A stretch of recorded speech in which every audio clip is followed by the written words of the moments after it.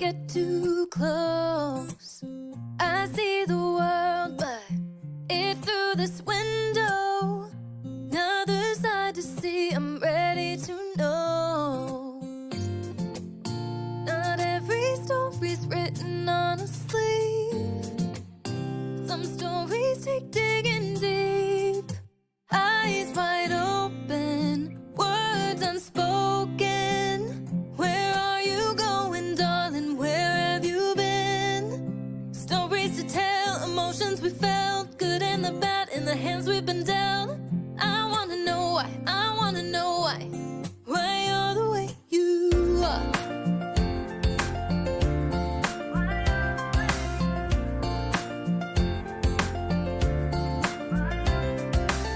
He's from the city, she's from the south. Two different chapters told miles out. The back row living in his White House. So many stories that I need to know. Not every story's written on a sleeve. Some stories take digging deep. Eyes wide open, words unspoken. Where are you going, darling? Where have you been? Stories to tell, emotions we felt, good and the bad in the hands we've been dealt. I wanna know why you're the way you are.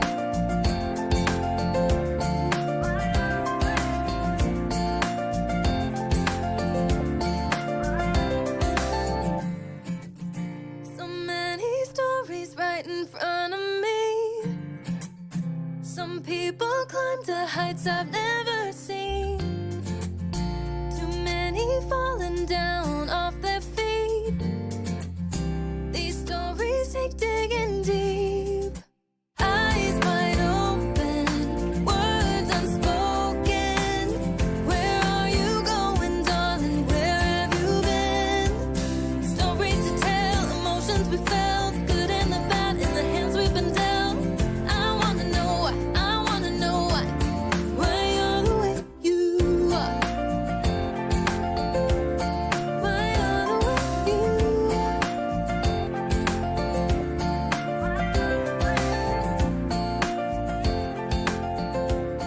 Why you're the way you are.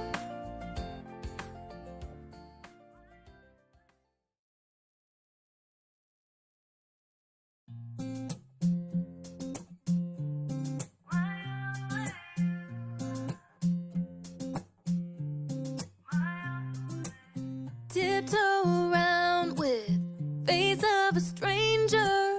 Quiet observer, never get too close. I see the world, but it's through this window.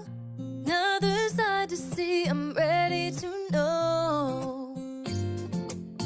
Not every story's written on a sleeve. Some stories take digging deep. Eyes wide open, words unspoken. Where are you going, darling? Where have you been? Stories to tell, emotions we felt, good and the bad in the hands we've been dealt. I wanna know why you're the way you are.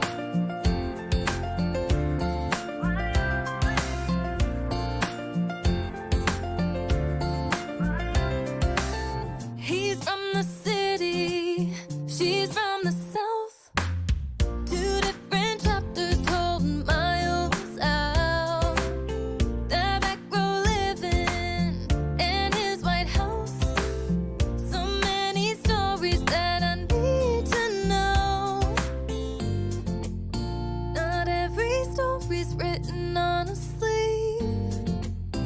Some stories take digging deep. Eyes wide open, words unspoken. Where are you going, darling? Where have you been?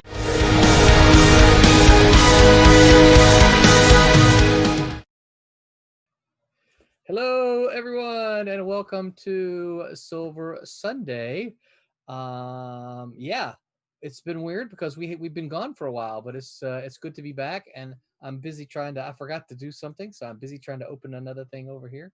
But the last time we were here, we took us a break when we were doing the Comic Conway, and then that was followed up immediately by Thanksgiving. So it feels like it's been a couple weeks since we've been here. Don't you guys think?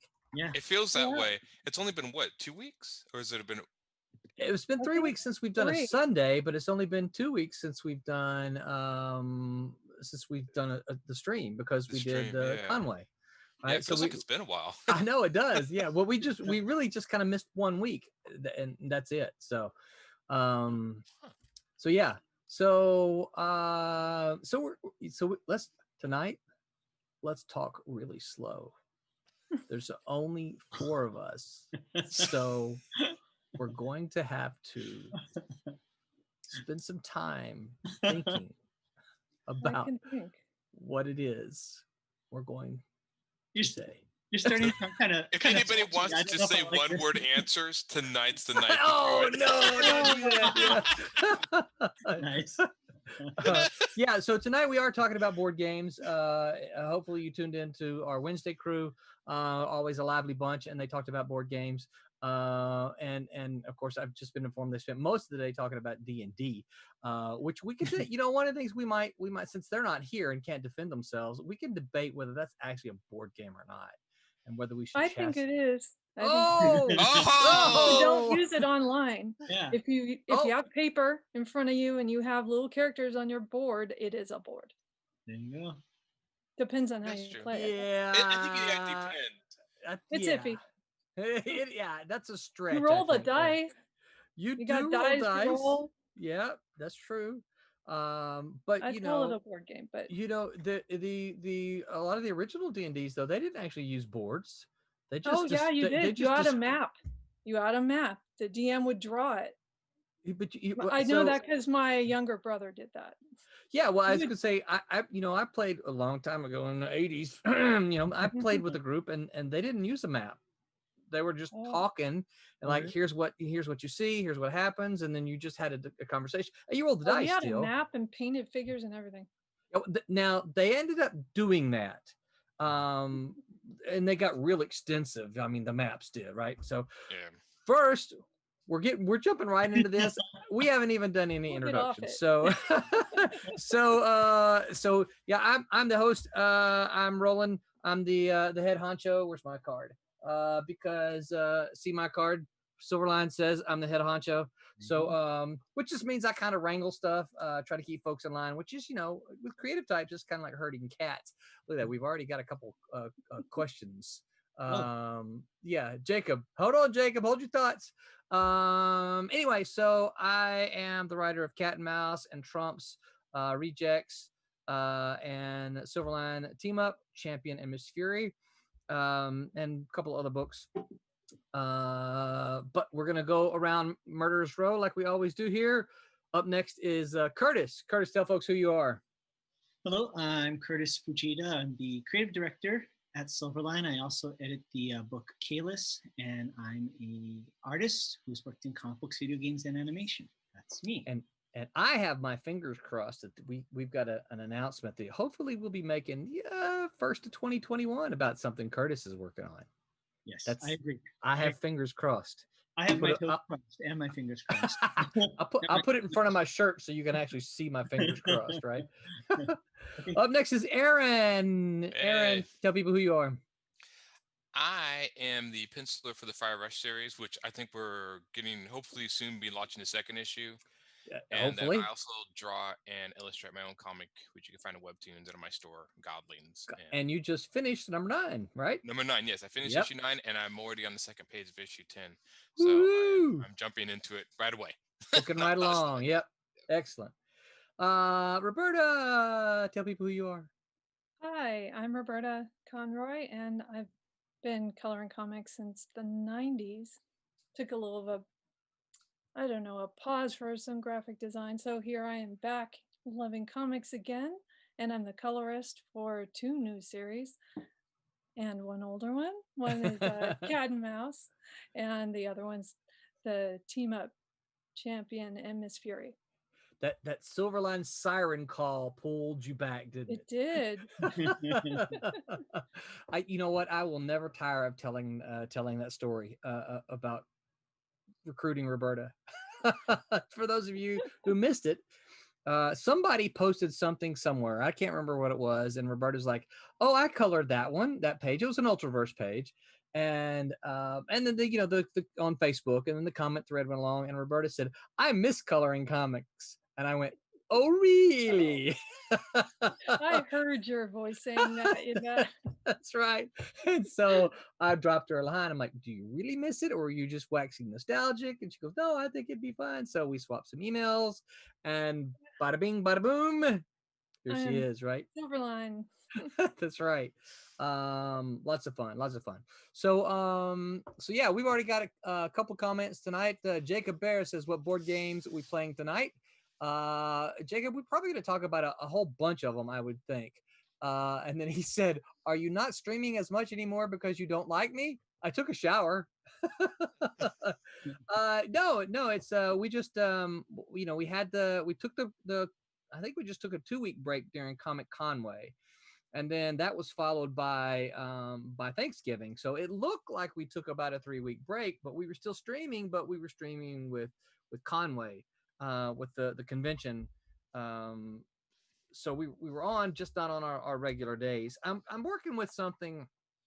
I got something I'm trying to figure out that will let me schedule some, because I've taken the Conway sessions that we did and I've broken them up into the individual panels, and I'm trying to figure out some way that will actually let me schedule them to go live on YouTube and Facebook, so that we can do so. Because this is going to happen again here in a couple of weeks. We're going to have Christmas, and we're going to have New Year's, and I'm sure we're probably going to take us a 2-week break for those 2 weeks. So it would be nice if we could still get something out there. Right. That that maybe that even if it's a shorter something, hey, here's a panel that we did for Comic Conway, enjoy. But we still have content. But I'm still working on that. I still haven't figured out exactly how to make it happen.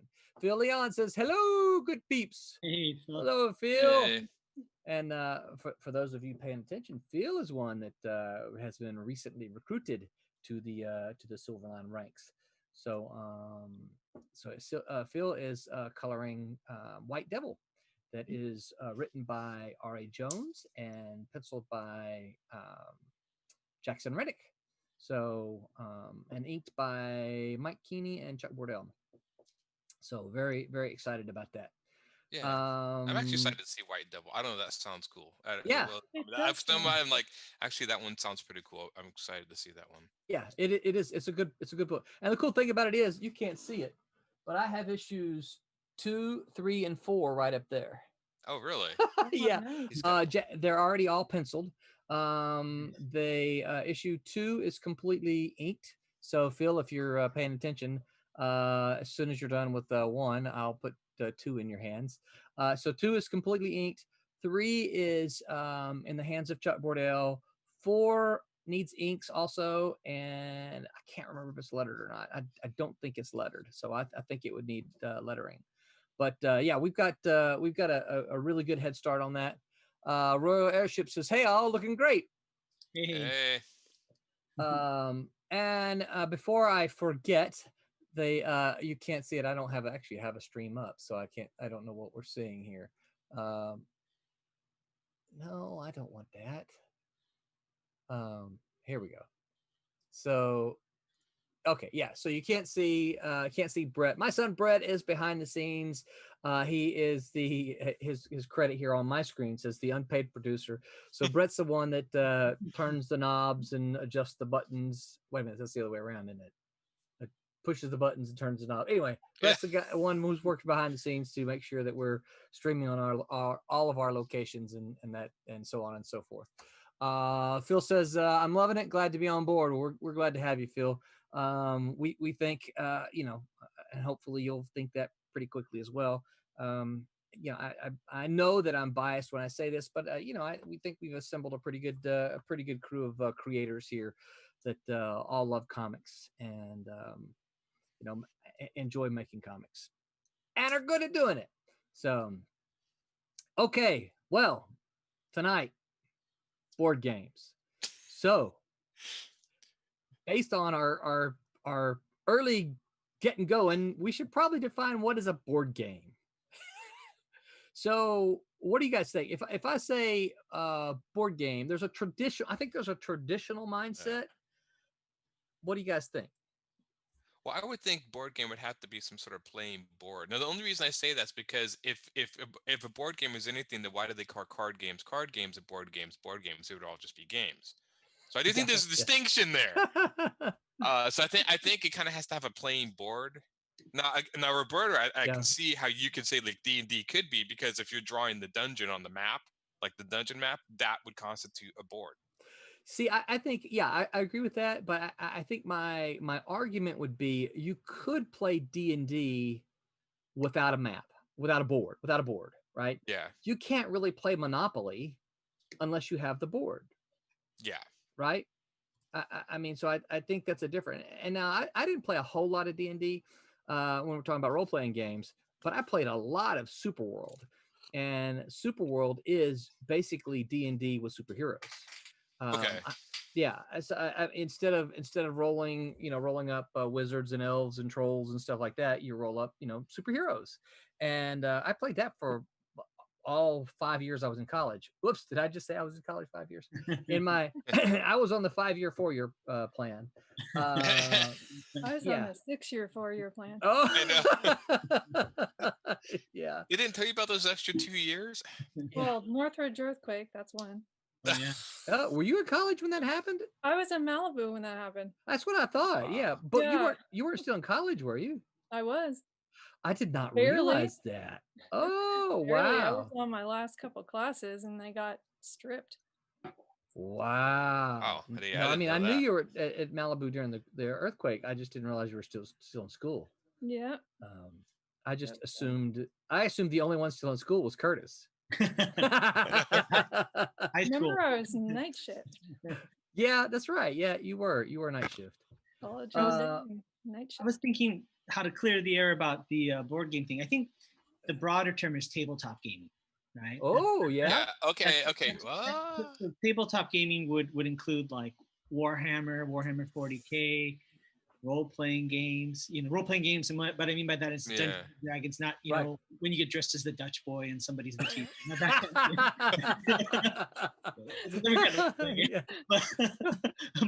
But I mean, yeah, tabletop games, I think, right? I think that would be the broader term. So Yeah. Yeah. So and I'm not convinced we're here tonight to talk about tabletop games. We're here to talk about board games. Right? Yeah. Right. Yeah. So Roberta, do you want to draw? Do you want to color while we're streaming? I was just trying to get that set up. I saw you looking around and it made me think, Yeah, I wonder if she's coloring. Okay, so I just might be able to pull something up for you. okay, Brett. So as soon as she just Ready? make it happen. Yeah, so I think of there's a couple of things. I think of traditional board games as Monopoly, Candyland. I can't think of any board games now. I always thought it was funny that would you consider the Ouija board was actually distributed by was it Milton Bradley or something? Those Parker brothers. yeah. Is Well, that a board game? Well, It's got a board. It's Satan's board game,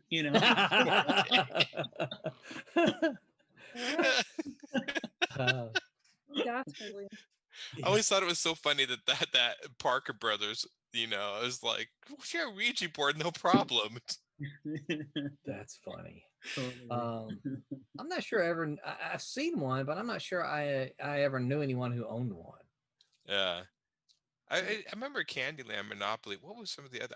The one I've never played that everyone talks about all the time is Risk. I've never played Risk. Really? Yeah. See, I Yeah. played Risk a lot as a kid. Yeah, I've heard nothing but good things about it. I mean, I should probably attempt to play that. It's a I have classic. board games right up there in my closet.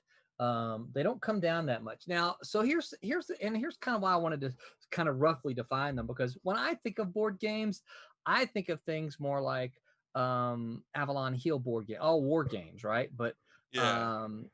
things like the Third Reich. I have, of course, I have Civilizations. This is not Sid Meier's Civilization. This is the original Civilization, in which you start out in the Mediterranean, and based on your population population grows, and you have wars by population. Literally, it's what Yeah. your population grows more than your opponents, and that's how you take over their land. You can build roads and advancements and things like that. But I also have diplomacy, which is any of you ever heard of diplomacy? Mm-mm. Yeah, Mhm. I used to argue, and of course I haven't made this argument in a long time. I used to argue that diplomacy was the best board game ever made. Wow. Well, Cool. it's basically diplomacy is World War I Europe. Okay, the guy who created it modeled it off of the chessboard. So the original diplomacy had the exact number of spots that a chessboard did, right? Each I can't do the math that quickly. So there were seven countries. Each of them controlled 3 supply centers, except for Russia that controlled 4. So what's that math, Curtis? 6 times 3 is 18, 19, 20, 21, 22, 22. And then there were about, I don't know, 7 or 8, something like that, free supply centers on the map.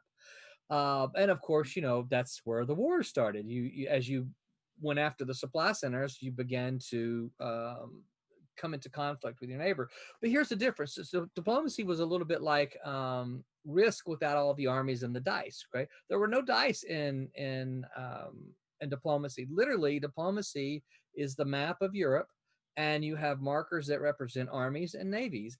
That's it. When you start the game, you have 30 minutes to diplomatize. And literally what that means is you go around and you talk to everybody and say, hey, if I'm England and Curtis is France, I'll say, hey Curtis, Aaron's Germany. Man, I just think that I think that he's about to invade you. And because the Germans always invade France, Invading. right? I know. So I'm like, why don't you help me get my armies across over into northern France, into that area, and then we'll fight Germany together. And you're like, yeah. Now Roberta's Russia, right? And she's like, she's coming to me, right? She's like, hey, I don't really like France. They sent me some bad truffles one time, and I'm gonna like, Roberta, you're too far away. You can't do anything. Yeah, but I was thinking maybe you could attack France. I can attack Germany, and then you can have half of Germany because they'll come and fight me. And then while you're attacking France, you can actually go in France and Germany, right? And so it's basically diplomacy. And then what you do is you actually write your orders. You have you start off with 3 units, and you write your orders. This unit goes here, okay? If 2 units try to go to the same place, literally it's a bounce. They just bounce. Not one unit is stronger than the other one. But if I've got one unit trying to go to one place, and I've got another unit up here that supports that move, right? Then we're 2-1, and then I force myself into this place, and then this opponent then has to retreat. That's it. That's the game. And your goal is to occupy the supply centers at the end of it. The turns are done in springs and fall, right? So you have a spring move and a fall move. At the end of the fall, you recount your supply centers. And I can't remember the numbers exactly, but once you got so many units, you could declare victory. Once you get supply centers, you declare victory. I have a friend who played it and says he'll never play it again. And the reason he goes, because you have to break somebody's trust somewhere in order to win the game. He said you can't be honest in the game, or you'll get run over. I'm like, well, that's not necessarily true. He goes, yes it is, right? And he's like, you can't do it. And so he refuses to play because he's like, I don't like people lying to me because I get mad and I take it personal. Wow. Even in the context of just a board game? Wow. Yes. Yeah. So he won't. It is, again, it's a great game. I used to use it in my ESL classes. When I taught English as a second language, and one of the things that I would do is to make sure I put, different speaking languages on the opposing teams, so they had to speak English. That was my teaching English to them, right? They had to speak English in order to do any kind of diplomacy between the 2 of them. That's cool. That's pretty. That is kind of cool. Yeah. Yeah, I don't think I've heard of that game. Yeah. So does there have to be a literal board, or the concept of a board, like Battleship? Would you consider Battleship a Oh, board game? battleships. I don't know. Or would you consider it like bingo meets warfare? I mean, what were It your is a board, though, I think. It is, There's right? Yeah. have to touch different parts of it, and Yeah. it's very interactive physically, so I'd say so. Yeah. I would say, yeah. It just has to be like a flat surface. I mean, you're thinking like a traditional like cardboard covered, like a piece of cardboard covered with that. Yeah. Yeah. Yeah. So. Is that it? Oh, is that it? Yeah, this is diplomacy.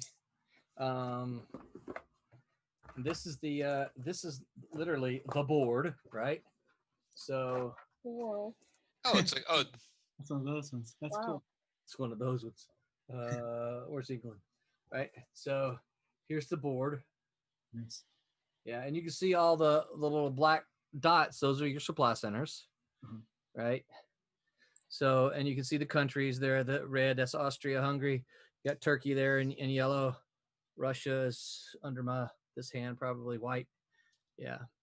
So seven nationalities. Nice. Yeah. It's again, like I said, I make the argument it's the best board game ever made.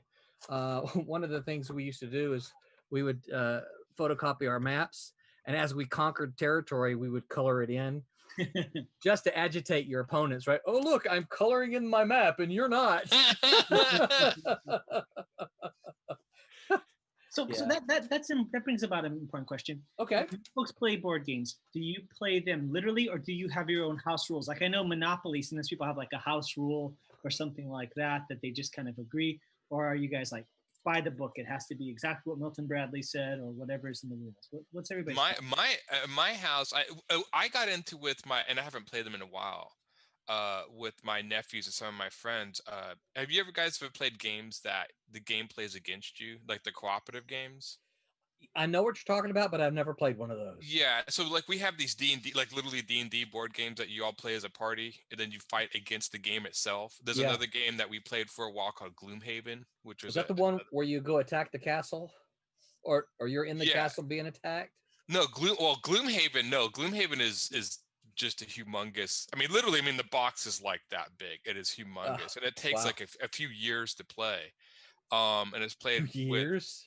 Yeah, I mean the book like it's for like all these maps. So you have all these different pieces, and so you can start out these 5 characters. You play through the game. They actually have boxes. I haven't opened all the boxes yet. There's like 20 other boxes of these different characters that you play again. So you play your character and you have like a retirement goal. So if you go through the game and you play all these like sort of miniature strategic, like entering dungeons or whatever, and then as you get to the end of a dungeon in the storybook, you could choose to go here or there, and it connects, so it's kind of like its own thing. But as you get towards the end to doing your character, like if he wants to gain so much gold or so, you retire that character, and then based on the card, you choose another character. And so this game could take up to a year or two. They have a sequel to Gloomhaven. It's really fun, but you play against the game, and the game is played completely with cards.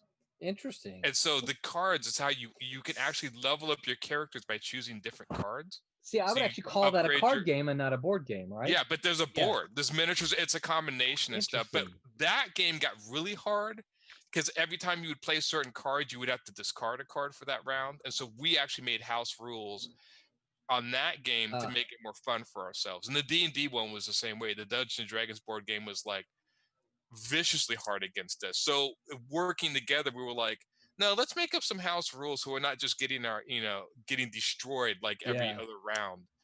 So that way. Now, if it was a competitive game, I don't know if I'd make house rules. Yeah. Because of competitive. But if you're working together, we would make house rules just so we'd have more fun. I would say the only time we have anything that you might consider house rules, it would be on card games that have just kind of been passed down, learning to play in the family. Yeah. Like we play a card game called Hand and Foot. This is not about card games, although we should probably do one about card games. Yeah. Here, let me actually write that down. Card games. But essentially what you do is you deal out your cards into a hand and to a foot, right? And then you have to play it's a little bit like Rummy, but you have to play out of your hand before you can actually get into your foot. And if your opponent plays out of their hand and their foot before you do, then you add up all the points, and that's how, you know, the one with the most points is the loser, because you're trying to get rid of all your points, right? But there's no written rules for that, so it's just something that, you know, my grandmother learned from her friends and passed it down to us. So when we sit down to play, we're like, okay, what are the rules now? Yeah, because you forget. Yeah, because we don't remember, you know, because we don't play pretty much on family gatherings and stuff. And I think there's something else. There was a game called King's Reverse, which is it's just like Uno. It's Uno, but with a regular deck of cards. Okay. Have you folks ever heard of a game called Hiborian War? You ever heard of that? I have, but I've never played it. It sounds like is that Conan? Yeah, it was my step cousins used to play it, and it was in the world of Conan, and it was for all intents and purposes a board game, but it was, of course, this is pre-internet. It was mail in. It was a mail game. So you would have to kind of like have all your armies and your, I wouldn't say troops because it's all like barbarians and stuff. You would have your tribes, I guess, and you would have to put your marching orders in. Everybody would send it in. Then the company would kind of put everybody in the position and say who won, and then they would ship a newsletter out. And they did this thing for like years and years and years. But yeah, I never heard of it. Yeah, I mean, I've heard I think there was a newer Conan board game. It seems like if you look up board games, there's a board game for everything now. Yeah. And I think there was a Conan one, and that's what. But I didn't know there was. I played Diplomacy that way. Did you? I have.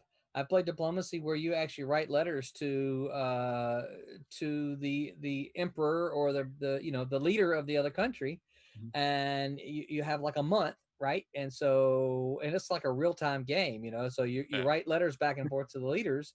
Then you have to mail in your orders to the game master, and then the game master adjudicates all the moves and sends out the results to all the players, and then you just start it all over again. That's cool. You know, now the internet's changed that a little bit, so you can play online, you know, pretty quickly. That's cool. I know it's kind of off the subject, but since trying to fill some airtime, you're talking about sending letters to the you know, the emperor or whoever. Yeah.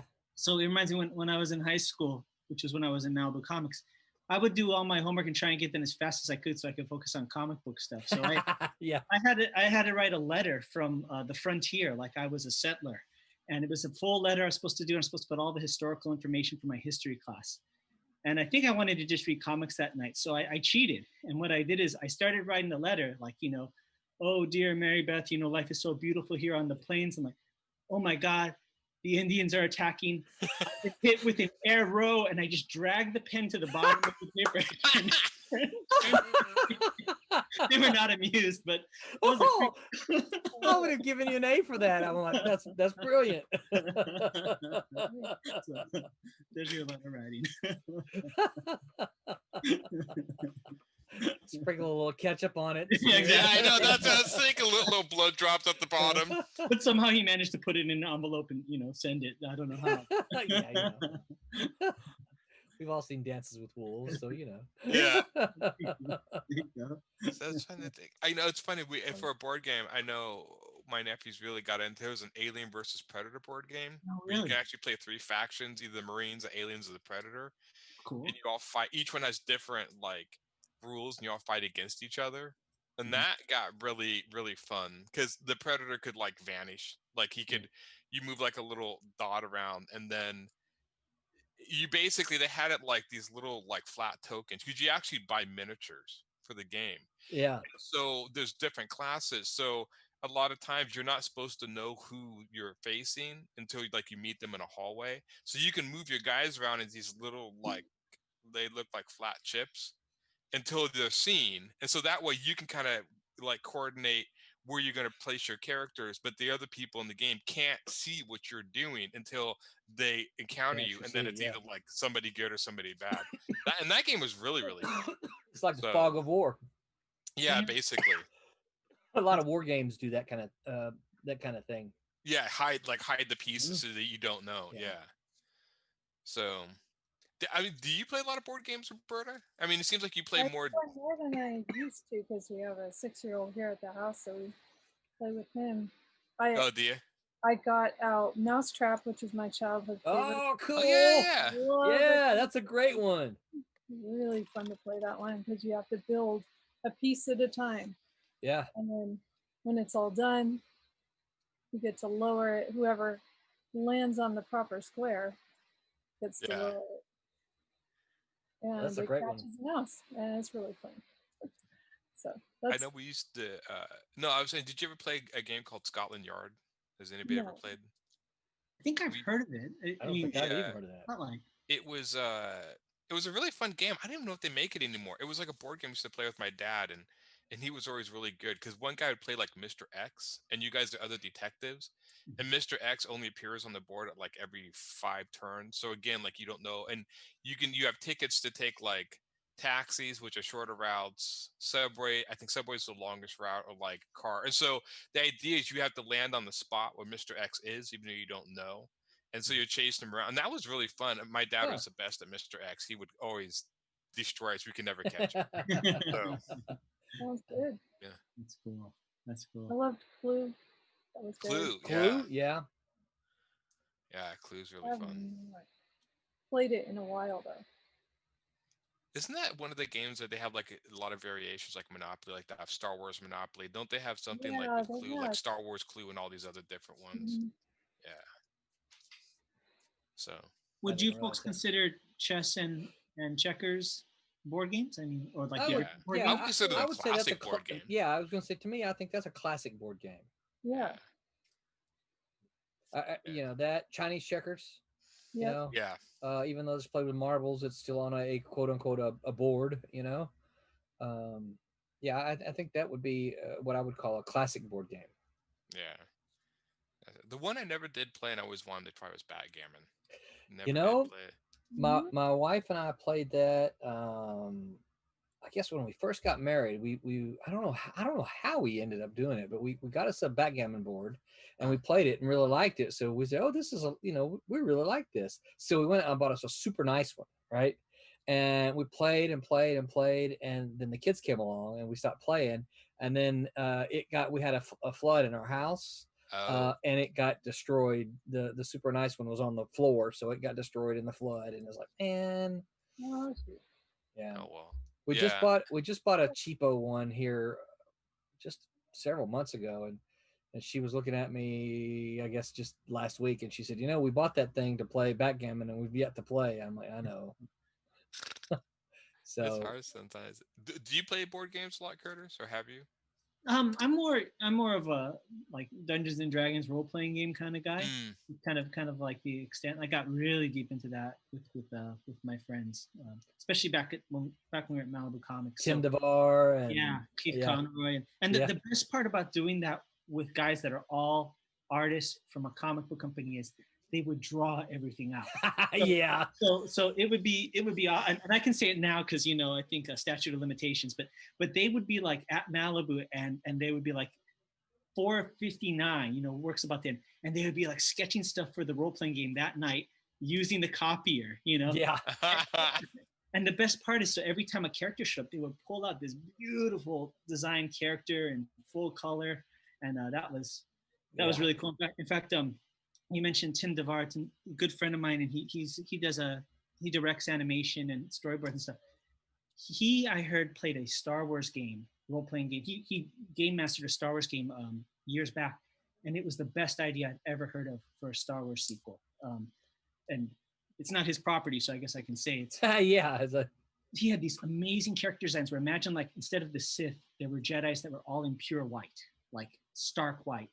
And the idea is that there would be this alternate sect of Jedi that were like puritanical in nature. They were like this very hard line, over the top good guys, like, but technically they were bad. And it was about them coming in at the time that Luke Skywalker was trying to rebuild the Jedi. So that's cool. Yeah, so instead of having like the bad guys being something really dark and evil, it would be the opposite. It would be like almost an ideological thing, Wow, that's Yeah. pretty cool. That is really cool. Yeah, I like that. Yeah, I thought that was I remember we played, and I was one of those people, like every time my friends wanted to play board game or like role playing games like D&D or stuff, they would always get really into it, the DM, Yeah. and they would write a bunch of stuff, and then we'd play like 5 sessions, and then it would just fall apart. I mean, this was like every single case, and it was just like. But I do remember one of the funnier ones, and I always played with people who were like very like bloodthirsty, which is not really why I play. I like to do like, I mean, if you're in a role-playing game, there's so many, I mean, you could do anything else but just kill things. And I remember like in the Star Wars game, one of our guys played like a Wookiee, and we went into a bar, and I think we're supposed to interrogate some guys in the bar to find some guy. We're supposed to get information. So we're coming up to these thugs, and we're trying to figure out how to like interrogate them or whatever. And like all of a sudden, the guy plays the Wookiee's like, I throw a thermite grenade. And I'm like, wait, what? And I'm like, he can't do that. And the DM's like, he already did it. It's gonna. I'm like, seriously, dude? It's like, he would blow up everything. I mean, like every time we try to figure out, he'd be like, okay, I'm blowing it. I'm like, okay.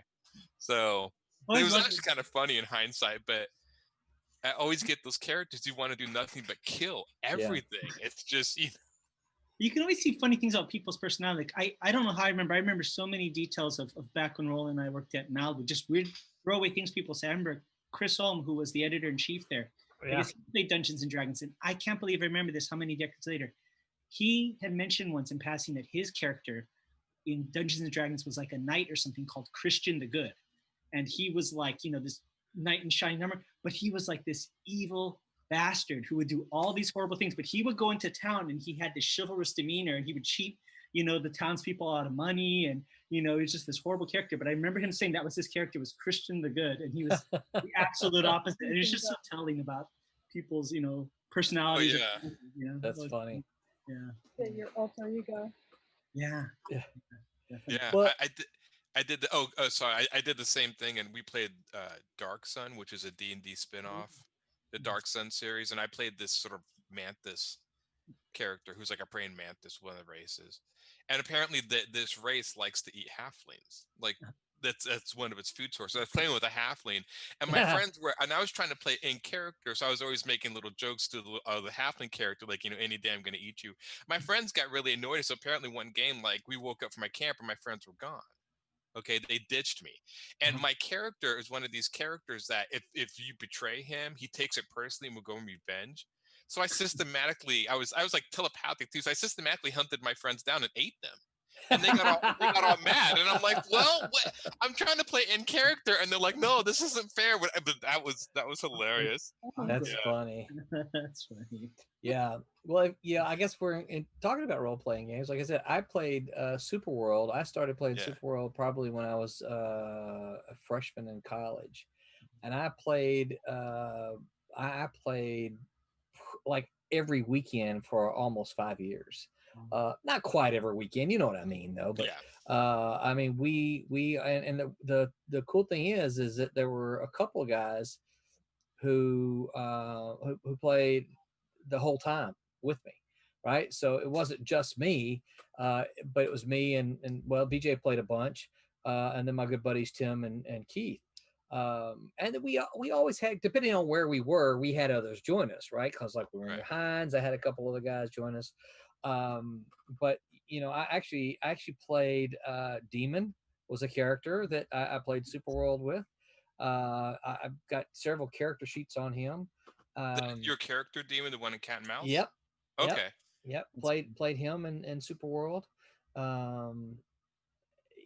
Yeah, and we had we had a lot of fun. We had I still have those up in my closet too. Is like we took journals. We had journals of all our gameplay, and I located them not too long ago, and I'm like, I found I could tell you about every single game we ever played.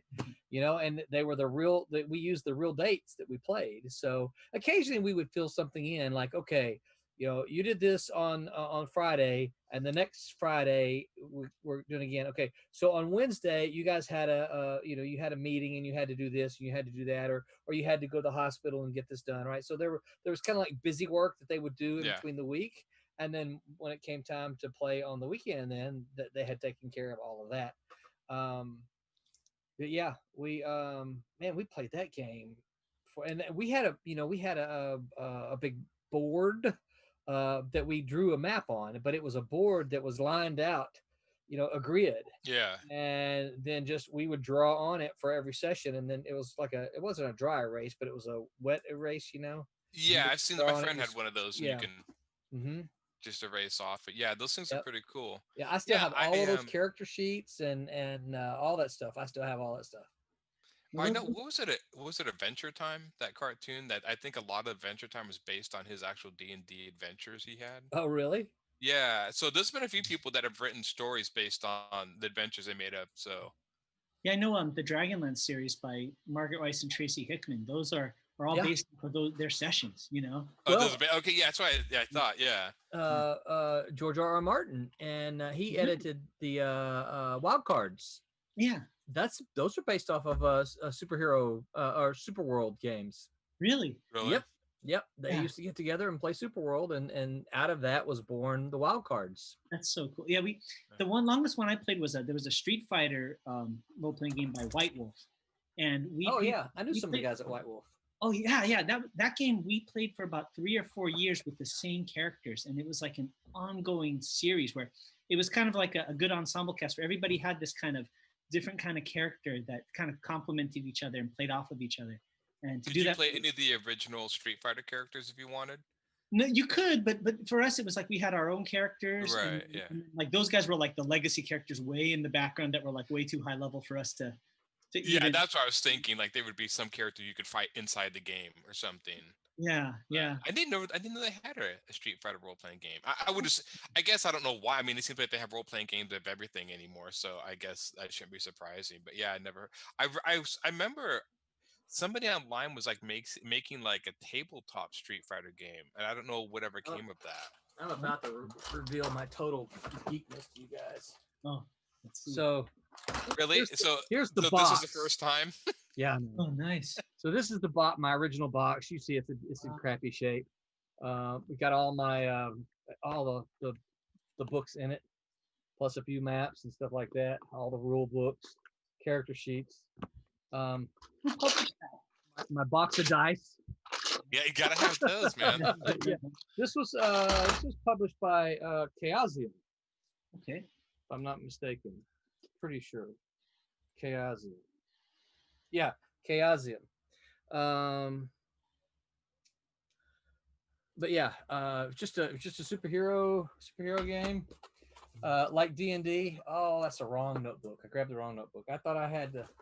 I'm pretty sure I got all the character sheets and everything's still up here. Ha! Curtis, you'll like this. Let's see. Look what's on the back of this old notebook. Oh, neat.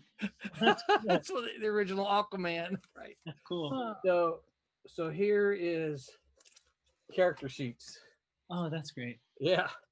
That's great. Do So you still have any D&D stuff, Curtis? The old Oh, D&D yeah. stuff? They're in storage somewhere, Yeah. Yeah. Yeah, What- D&D had great artwork. I mean, that was like half the fun. I'll was bet. cool Yeah. art, It's you know? inspiring. Yeah, it was what was it? The guy who did the original cover, it's not Elton. What is his last name? The artist who did the famous cover on the red box. Well, Larry Elmore. Elmore. Oh, I know Larry. Yeah. Yeah.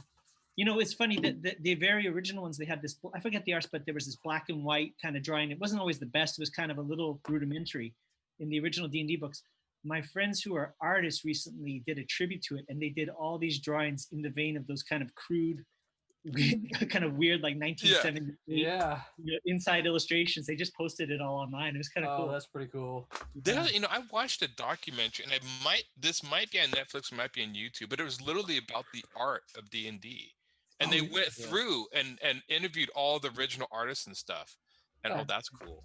Yeah, if you ever, I'll try to look it up and send you a link, Curtis, if you're interested. It's about an hour long, but it was really cool because I know like Larry Elmore, I've heard of these, but I've never seen their faces. So to see these guys, I'm like, Larry Elmore, yeah. Yeah, but they know who they are. They connect the faces. It was really cool. It was like the history of the artwork and stuff in D&D.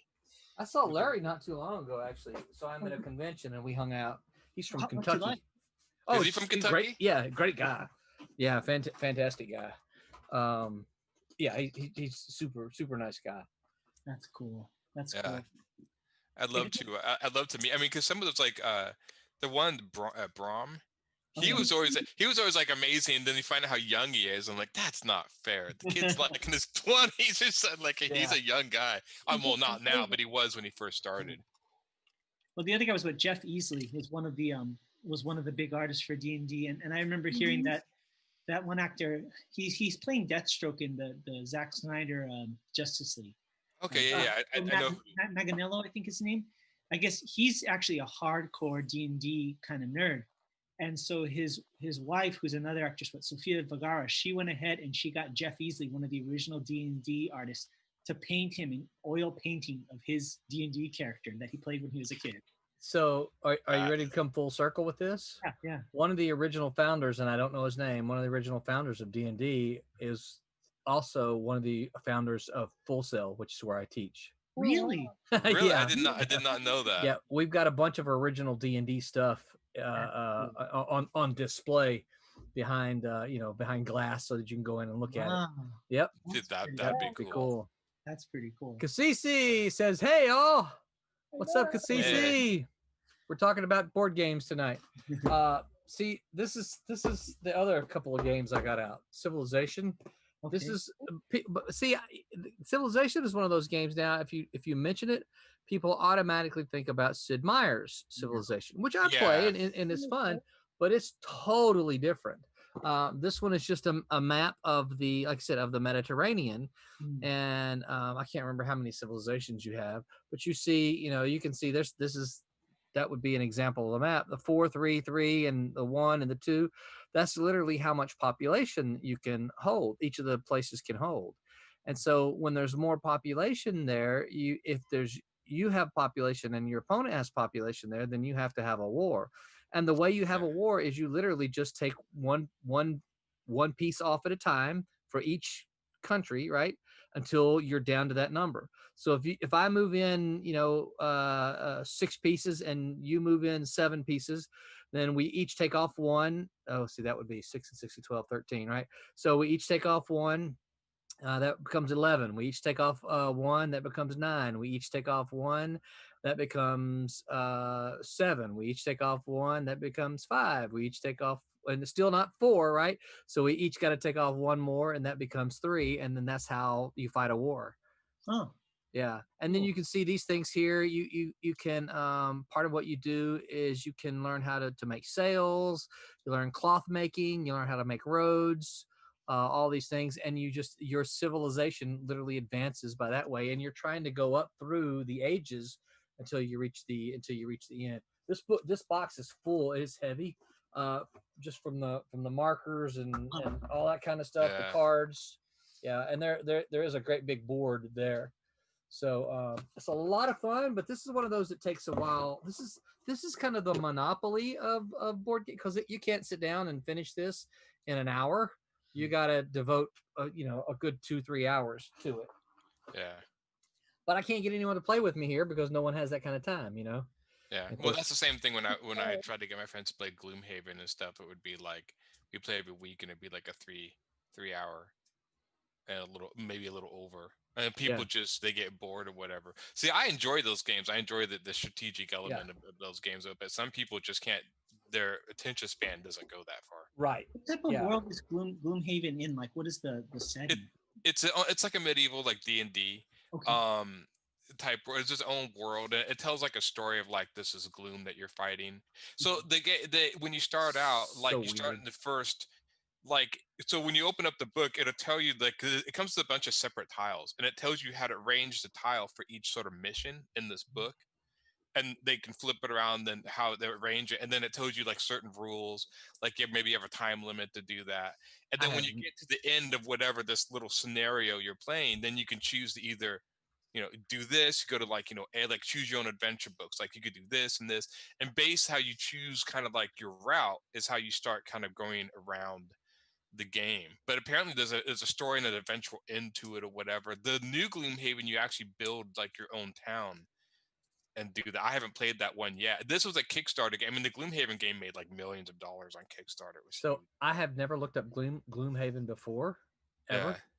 I went to my Google while you were talking and typed in GLO, and Gloomhaven filled in. I'm like, very, no, very... no, nope. Ain't having it. All right, so we've got a Wayne Hall review, but I'm gonna give you guys a little teaser here. I'm gonna talk about this box after Wayne Hall's review. Got a little bit of got some art in it. I'm gonna tell you what this means when we come back from our Wayne Hall review. So Brett, cue Wayne Hall up and let's hear what he shoot, I forgot what book he's talking about this week. Brett, can you remind me?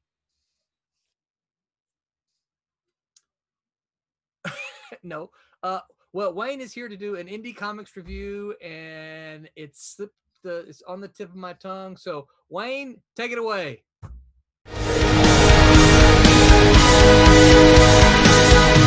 Buy in your local shop. This week, I wish I had thought of this sooner. Unfortunately, Halloween came and went before I got to talk about it. There's a book called Touching Evil that is a shaking book. It makes me shake when I read this book. It's just so amazingly good story. The books that I have are collected editions. They are available in individual issues from Source Point Press. This one has the first 7 issues in it. That was an indie book that was self-published, but it's now available through Source Point Press. This is the 2nd volume, and you can see Source Point Press's logo on there. That's them. This one, they're putting them out on individual issues, and issue 9, I know, just came out. This one has up to number 11. And I thought what I would do to get things started is to read the description of this book. It says, Touching Evil follows Ada Mansfield, an ordinary woman with an extraordinary curse. She can kill anyone she touches if they're evil. She can touch people and they're good and they don't die, but if they're evil, they die. And there's a little more involved. I'm going to spoil a little bit. When they die, they end up entering her subconscious. And what happens is that when she ends up talking with them, she's able to interact with them, even though they're dead, and they're now a part of her. She gets to deal with them and find out stuff and gain some knowledge from what they're doing. There's a really interesting thing. Gosh, I hate to spoil this, but it's something you got to read. The thing that happens is somebody, when they discover her curse, they actually ask her, they manage to get, let's just say, a part of her that they can use for their own good. They separate a part of her. And that person makes sure they don't touch that part.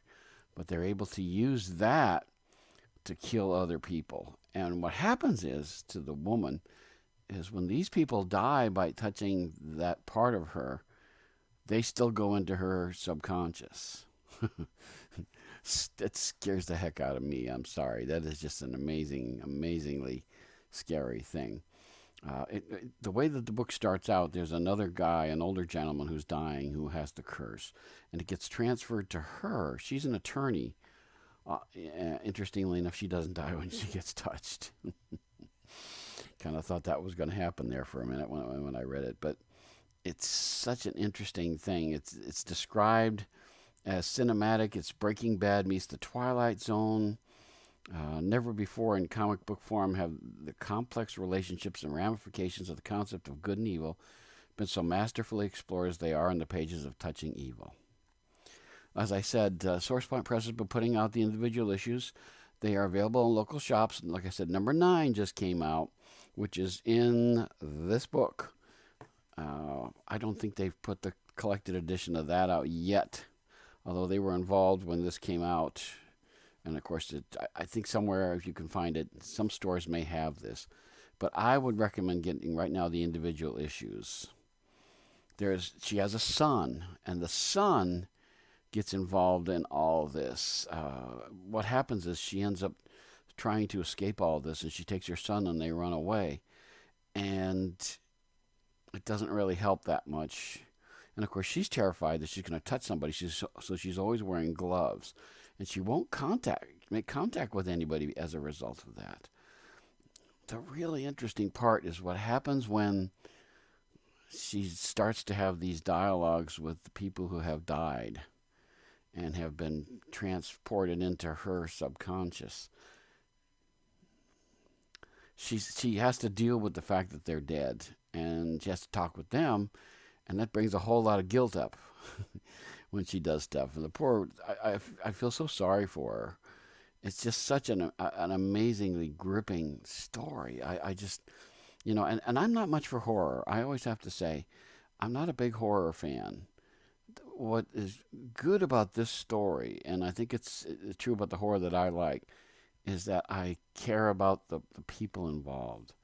I very quickly got to care about dear old Ada Mansfield and her son in particular. For a while, when this whole thing starts to happen, she's surprised by who dies and who doesn't. She thinks some people are really, really good, and then they end up dying. So she puts on gloves. She won't touch anybody as a result of it. She just is afraid of who's going to die. And let's just say this ought to be a horror show. It really ought to be. It's just one of those gripping books. So let's get to the grading, shall we? The writing grade, I have to say, I would give it definitely an A. The writing is such, the development of the characters, the suspense, that's a big deal of horror for me. I always like that.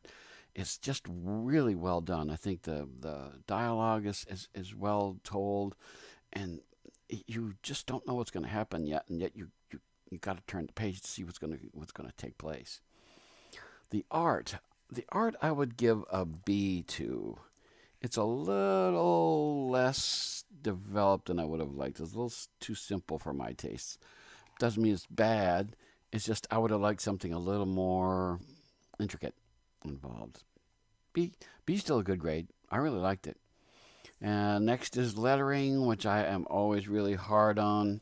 Some of this, the one thing I get a little concerned about is when certain things are happening, when people are thinking or talking, it's a script. I think this is largely when Ada is thinking. You get a script font, and it's a little hard to read sometimes. So I will give it a B. It doesn't cover up the text badly, which is what I always get nuts on. That drives me crazy. Literary merit. The literary merit of this, again, this is one of those stories that it's not time locked. I mean, some of the technology may be getting a little out of date. Cell phones don't get used a lot and things like that, which we've kind of gotten used to. But I think that the characters are so profound, and the horror and the suspense is such that it's going to really, I think, going to be timeless. So I have to give it an A as far as literary merit. As always with my books, fun factor is not a big thing. There's some dark humor in here, very dark. If you're looking for fun, no. I don't think young children should read this either. I would have to say this is something for, teen and above at least, because I just think that it's, I love the hand. That's such a great thing. This is one of those horror books that is going to require a little maturity to read, if you get my drift. There's different characters involved. The person who, shall we say, takes off with part of her is a nasty no good. This is why he doesn't allow any of this stuff to touch him. But there's no fun factor in this one. There's a little dark stuff once in a while. Not funny. Not at all. Overall grade, I would have to give this an A. As far as things go, A to A minus. It's just a, I was getting the individual comics from and the writer by the name is a guy by the name of Dan Doherty, and I was so gripped into this book that he was saying that he had some collectors who wanted really mint copies of stuff. And I said to him, I said, look, I don't want mint copies. Just send me the book. I got to read what happens. So it tells you how into the book I am, is that I didn't care about the condition. I just wanted to read it. Tell me the story, which is really good stuff. So it's touching evil It's out from Source Point Press. I think the first collected volume is out. If it's not, it will be soon. The first 9 issues are out of the story. I'm not exactly sure how many he's got coming, but let me tell you, you want to read this book. If you like horror and suspense, yeah, this is a book you should have. And again, this is Wayne Halt, and I'll be back soon with another review. So until then, keep reading your comics.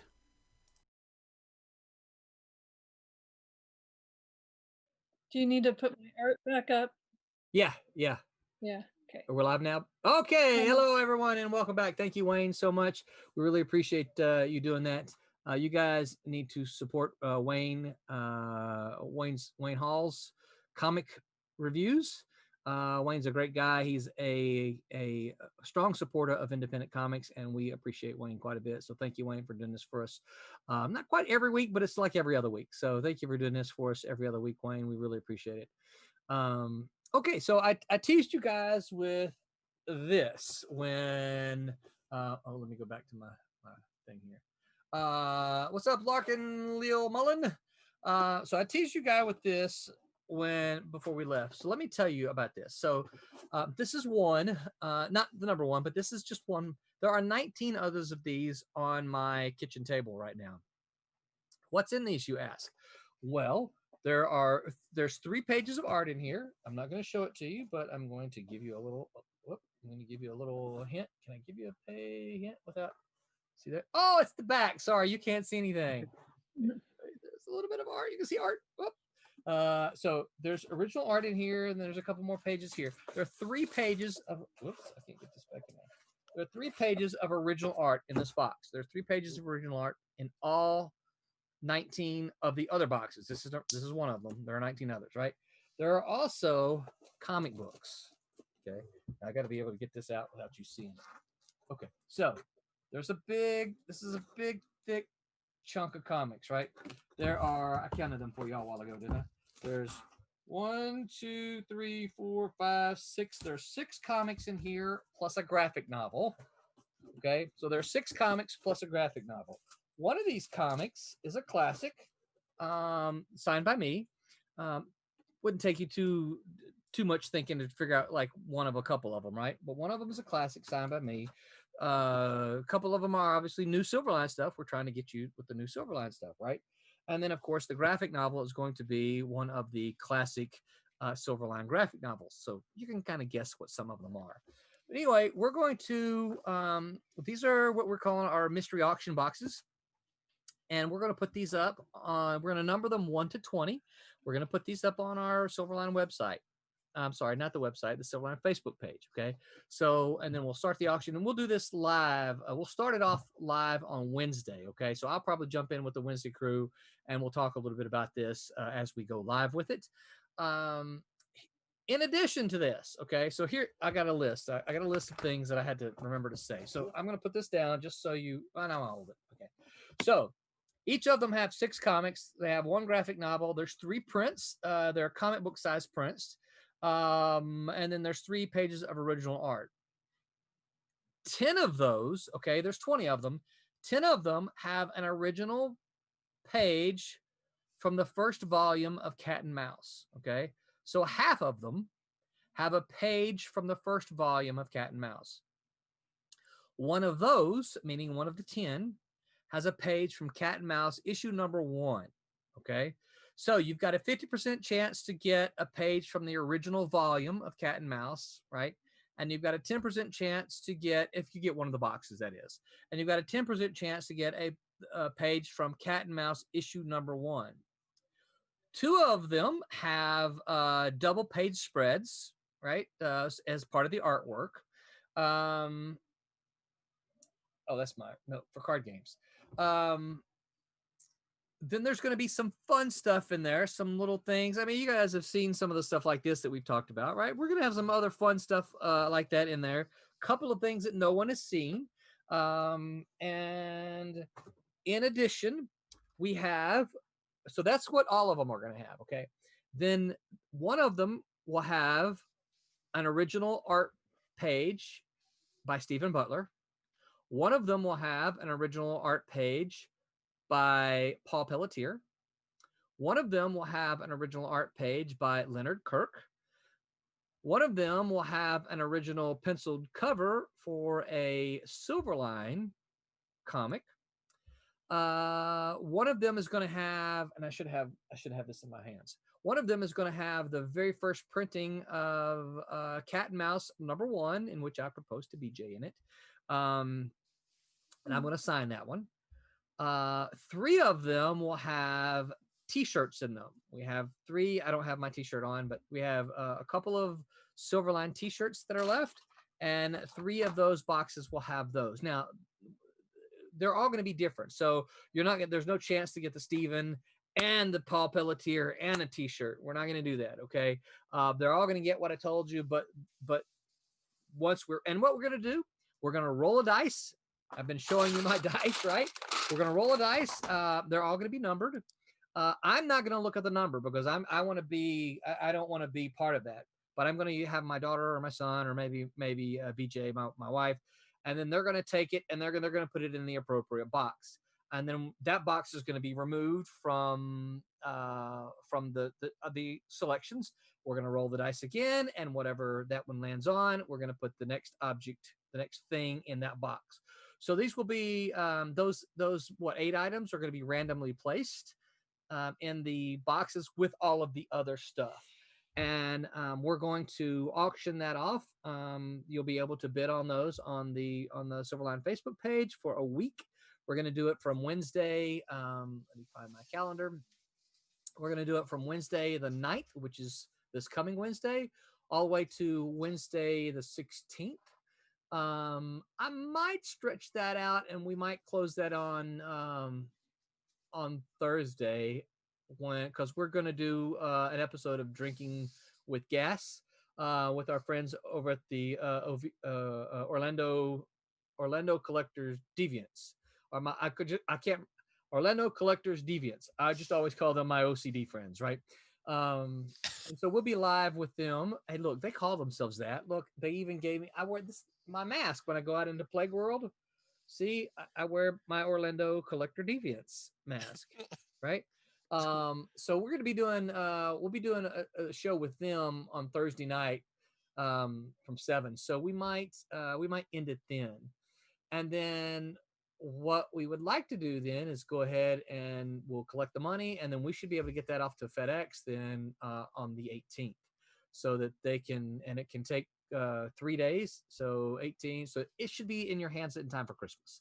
That's our goal. So yeah, there'll be more about that on Wednesday when we go live. But that's what we're getting ready to do. Those are our mystery boxes that we're so excited about. I spent yesterday and today filling those things, making sure that everybody, had a page of art or 3 pages of art, and everybody had some comic books and some good stuff.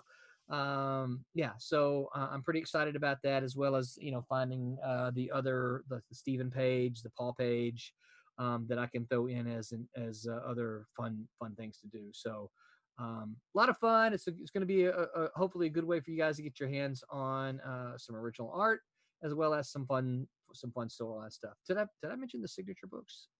Yes, Nope. I think so. So I mentioned them to you, but I didn't mention them to. Okay, that's it.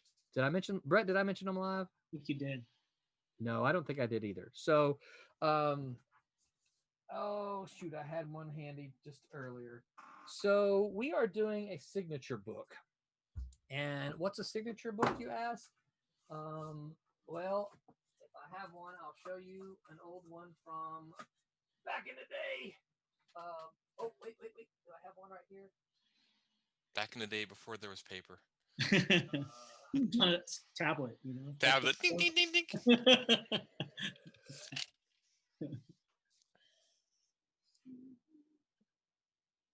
Yeah, He's still looking for that parchment. yeah. Well, I thought I had one out because, oh yeah, here it is. Good. Here's a signature book. Malibu did signature books that the fans seem to really love. Okay, this is a Malibu signature series, and I don't know. I guess this was the first one.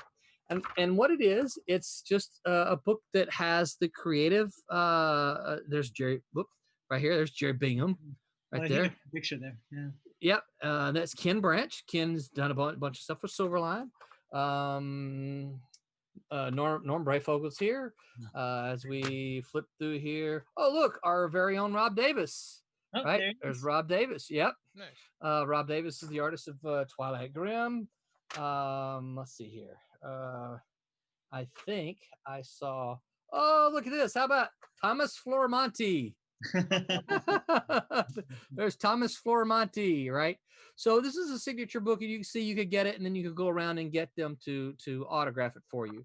Malibu did it 2 or 3 of these, I think. Had a lot of fun with these. The fans loved them. Had a lot of fun bringing them up to us. Here's the deal for this one, okay? I'm holding up this one like it is. I wish I had it in my hands. We'll have it Wednesday. We printed 20 of these with a special cover. Okay. Now there's only going to be 20. I'm not going to get one. Curtis ain't going to get one. Aaron ain't going to get one. Roberta's not going to get one. Right. There's 20 of them. All 20 of them are going into the boxes. So if you want one of that signature book, now you're asking, oh, but what? Yeah, we're going to do some more signature books later. But this one is going to be the limited 20 copies only signature book. The originals is what they're going to be. That's the only way you can get these is in the boxes, right? So I stream with them, and I'm not even cool enough to get one. Hey, look, I'm not even getting one, right? No one's getting one. Yeah. The only people that are going to get these signature books, this first run of signature books, and they're the only ones that are going to have this cover on it. Okay. Well, again, we'll do some more because they're fun, but we're going to change the cover. And so when you guys, right, all of us, when someone brings it up and you see, oh, it's that cover, you're going to know these are one of the people. Oh, you got one of the mystery boxes. Cool. Right. You'll know that immediately. Because there's only going to be 20 of them, and we're going to number them. So there'll be 1 of 20, 2 of 20, 3 of 20, that kind of thing. That's what's going to be available in those signature boxes. So, Ron, could I throw something out there? Just sure. Because you're reading off the names of the original artwork. We're not showing it, but maybe for some of the people, just to make sure they're clear, the artist that he's saying, maybe you can say what titles they're also known for. Sure. So that might kind of give you a better idea of how cool this is. And absolutely. So I know Stephen Butler has a fan page on Facebook, so you can go look under his, called Butler's Brigade.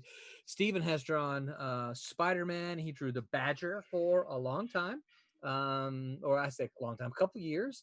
He did Silver Sable. What's that? Sonic the Hedgehog. Also. Sonic the Hedgehog. He drew Sonic the Hedgehog probably for longer than any other book that he's ever. A lot of people actually today, when they go to see Steven, they want him to sign Sonic books, right? But he did the Silver Sable book in the 90s at Marvel. He's done a whole bunch of stuff. So he's got Steven's got a big following. We were very fortunate in that Steven did. I can't show you. Steven did one of our Trump's covers. And I can't remember if I have it right here or not. Yeah, I do, right? Steven did this Trump cover, right? Okay, yeah. He's also done another cover for an upcoming comic that I can't show you yet. I'll show you guys once we go offline. Oh, that's so cool of me to do, isn't it? But he's done another one for an upcoming project that we're working on. So Steven's been around for a long, long time. The other one is Paul Pelletier. Paul Pelletier, I think, has a fan page on Facebook as well. Paul's done, he did Demon's Tales for us. He did X Mutants over at Malibu. He did a really long run on Aquaman, which is where a lot of people know Paul's work from at DC Comics. Paul has been at DC for quite a few years. I guess Aquaman is probably his longest run. I want to say he was on Aquaman 6 years, something like that. Curtis, can you help me? Does that sound about right? Yeah, that sounds about right. Yeah. I think Paul was the one drawing it when he had his arm chopped off. When you got the hook. Yeah. Aquaman, Yeah. the hook, Yeah. The comic book. Now, not the animation, right? So yeah, Paul's been around for a long, long time. I think recently he drew Cyborg when one of the DC relaunches. He did Cyborg. Leonard Kirk is one of the others. We've got original Leonard Kirk page.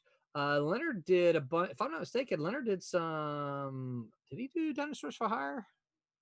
I want to say he did some. I think he did. I believe he did. Yeah, I think he did some Dinosaurs for Hire. I think he also did some. Maybe did some Planet of the Apes. But Leonard did Supergirl for a long time at DC. So he's often known as the Supergirl artist. So we're talking to it's some pretty big names in comics. That this is an opportunity to own an original piece of art from them that you probably normally wouldn't think of paying a lot of money for, but you're going to get a chance at that. Plus, definitely going to get some original art and some cool comics. So, so I'll try to get a more complete list of work done by these three fabulous artists before Wednesday, so that I can give you a more accurate rundown of their bibliography. But yeah, so it's going to be fun. It's going to be a way to get some fun stuff in your hands, things that we've been doing, and hopefully keep the momentum, the excitement going about Silverline as we propel into 2021. So sounds exciting, don't you guys think? Yeah, Absolutely. I'm excited. Yeah. So- Roland showed me a little bit of the artwork. I can't say much about it beforehand, but it looks good, and that's really what got me, like, to be able to get an original piece of artwork by some of these like AAA title artists. Yeah.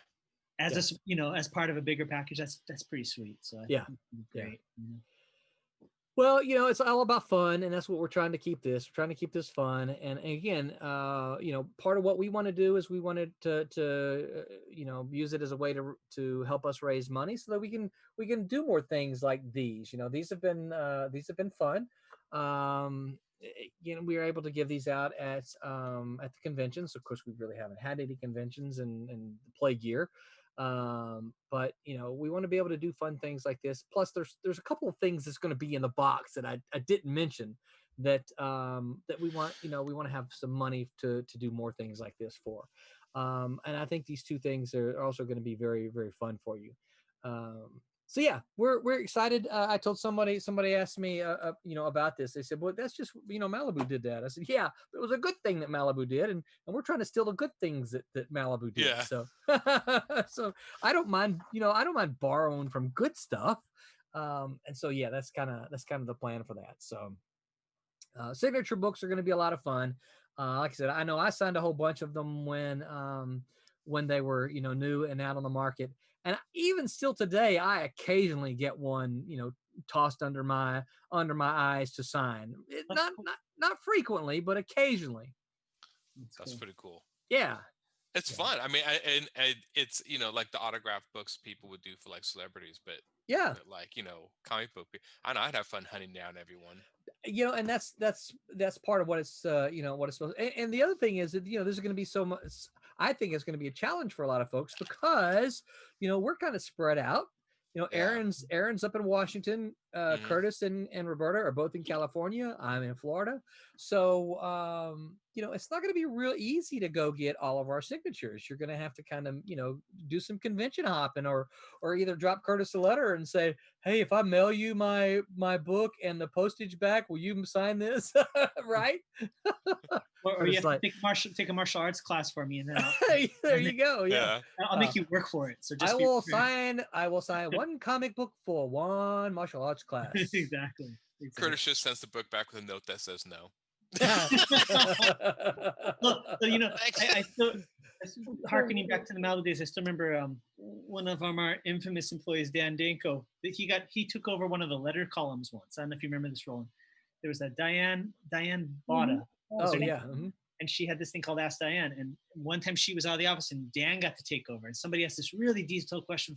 In issue 4, the guy had this cybernetic arm, but in issue 5, I didn't see this attachment to it. And he said, that's a very good question, and I'd like to explain that to you. It's great when we hear fans like you. He goes, unfortunately, I'm all out of room.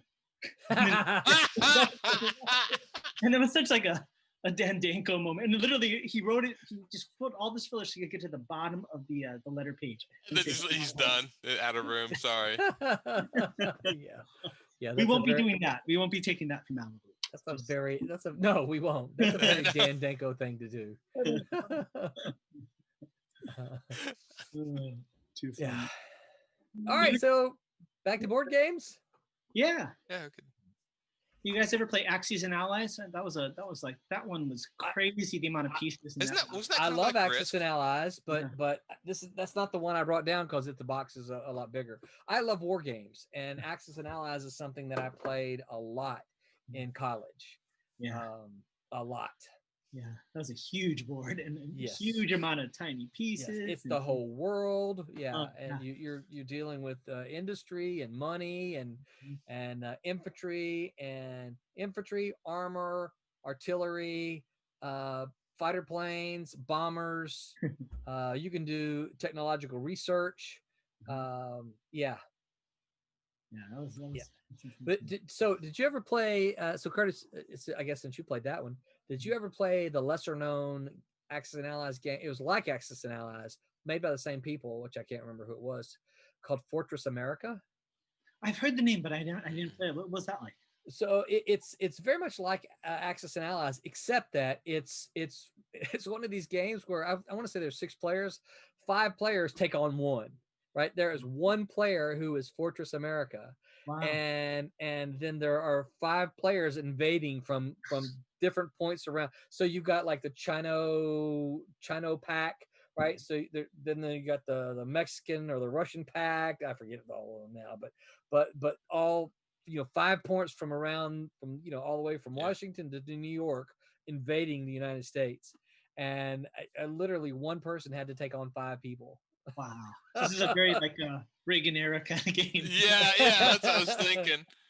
So, So it's funny. Modern day though was the idea like?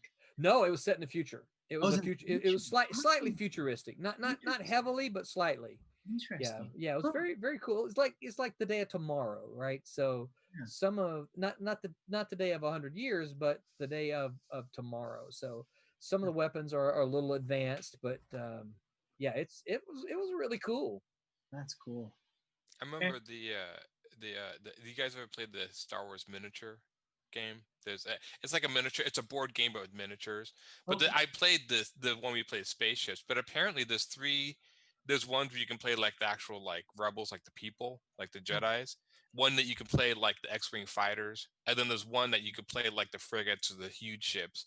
And people actually make entire games where you start out small as the people and move your way up to these huge galactic battles with frigates. That's kind of I'm like, I thought that's a pretty cool idea. I've never heard of that.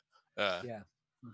Well, miniatures are amazing. I mean, like artistry that some people do, especially for like Warhammer and those kind of like strategy. Oh yeah, it's absolutely insane. The amount of I have a friend, and now again, I like war games. I have a friend who played Napoleonics, and he had like Napoleon's entire army in miniatures painted. And the thing about it is, he could look at them and tell you exactly who they are because he had them painted exactly the way the historical units were painted. Oh, so crazy! He could tell you, I mean, that's the 55th Highlanders or whatever they were. Right? That would be British troops, of course. But he could, because he painted them all and he knew all about the regiments and the armies, right? He could tell you exactly who they were. He had the whole. He had, if I'm not mistaken, at one point in time, he had every unit that was at the Battle of Waterloo. Wow. Oh wow. Yeah, so you could fight the entire Battle of Waterloo with an accurate army, for both French and the I think it was British, and I don't think it was just the British there. Were the Austrians there at Waterloo? Nothing. I don't remember now. British and French in particular, right? But I played a lot of hours of Napoleonics with them. That was a lot of fun. Is that like the tabletop where they kind of like a Warhammer? Yes, very much. Yeah. Just get a big ping pong table or something, then they put some hills and some trees and some roads, and your units move, and they move in column. They can move real fast, and then they branch out into battle line, and you have only so far that they're effective, and the closer you get, the more effective their firing is, and cannons can shoot so far, and they have strings that are marked off, right? This is how far this cannon can fire, and this is their arc of fire. that stuff I always like. I always see the Warhammer. That's the most popular. But games like that are always amazing. How people can make trees. Oh, they take like a styrofoam cup and then flip it over and Yeah. make like a defense tower, and it just Yeah. looks amazing. And I'm just like, oh my god, Yeah, I'm amazed what people can take and then just turn it into these like amazing set Yeah. pieces. Yeah. It's crazy. There's a really cool trailer for it's a video game, but for Halo, for one of the Halo games. And what they did for the trailer is they actually made like a Warhammer miniature set, and they Oh, that's filmed cool. it, and it's just all these static shots of the camera like going through the scene of all these tiny miniatures and explosions and like a medic helping a guy and all that. It's just really cool to see. Which I'm sure everyone's like, so when is the Halo miniature game coming? Yeah. Yeah, exactly. So a lot of the games that I always like to play were always, this one's not quite like that, but this one has, it has all the markers on it. This is the House Divided, so it's a Civil War game, right? And so it has all these tiny little pieces that are in bags, and that's how you. Yeah. Those are the kinds of games that I played a lot of in college. I played a lot of games in college. I played more than I studied. As long as my mom and dad aren't listening, right? But yeah, and this is where I learned so many different games existed, because prior to that I was pretty much just risk.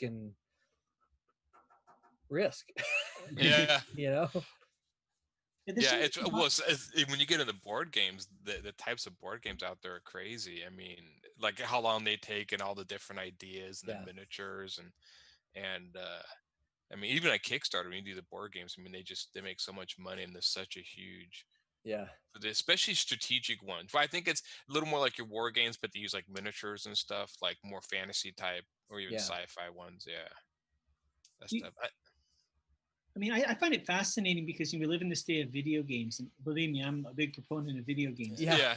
But there's something about things that are representative and allow you to fill in the gaps. And there's a kind of like this the visceral energy that you get from playing these kind of games and sitting across from somebody that even like the most amazing video game, it just doesn't convey the same thing, the same personality, and there's not that kind of freedom of play. Yeah. Well, and I think so this may be walking on territory that we don't need to walk on, and if it is, you got to stop me.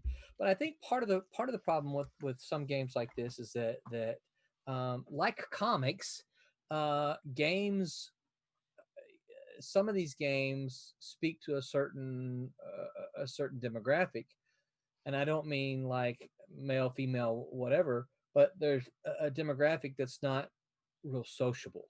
Right now, these are sociable games, of course, but think about it. Growing up, you didn't have or most of us didn't have a whole lot of people who shared our love of comics. In the same way, I don't really know a whole lot of people who would sit down and play, Shiloh with me.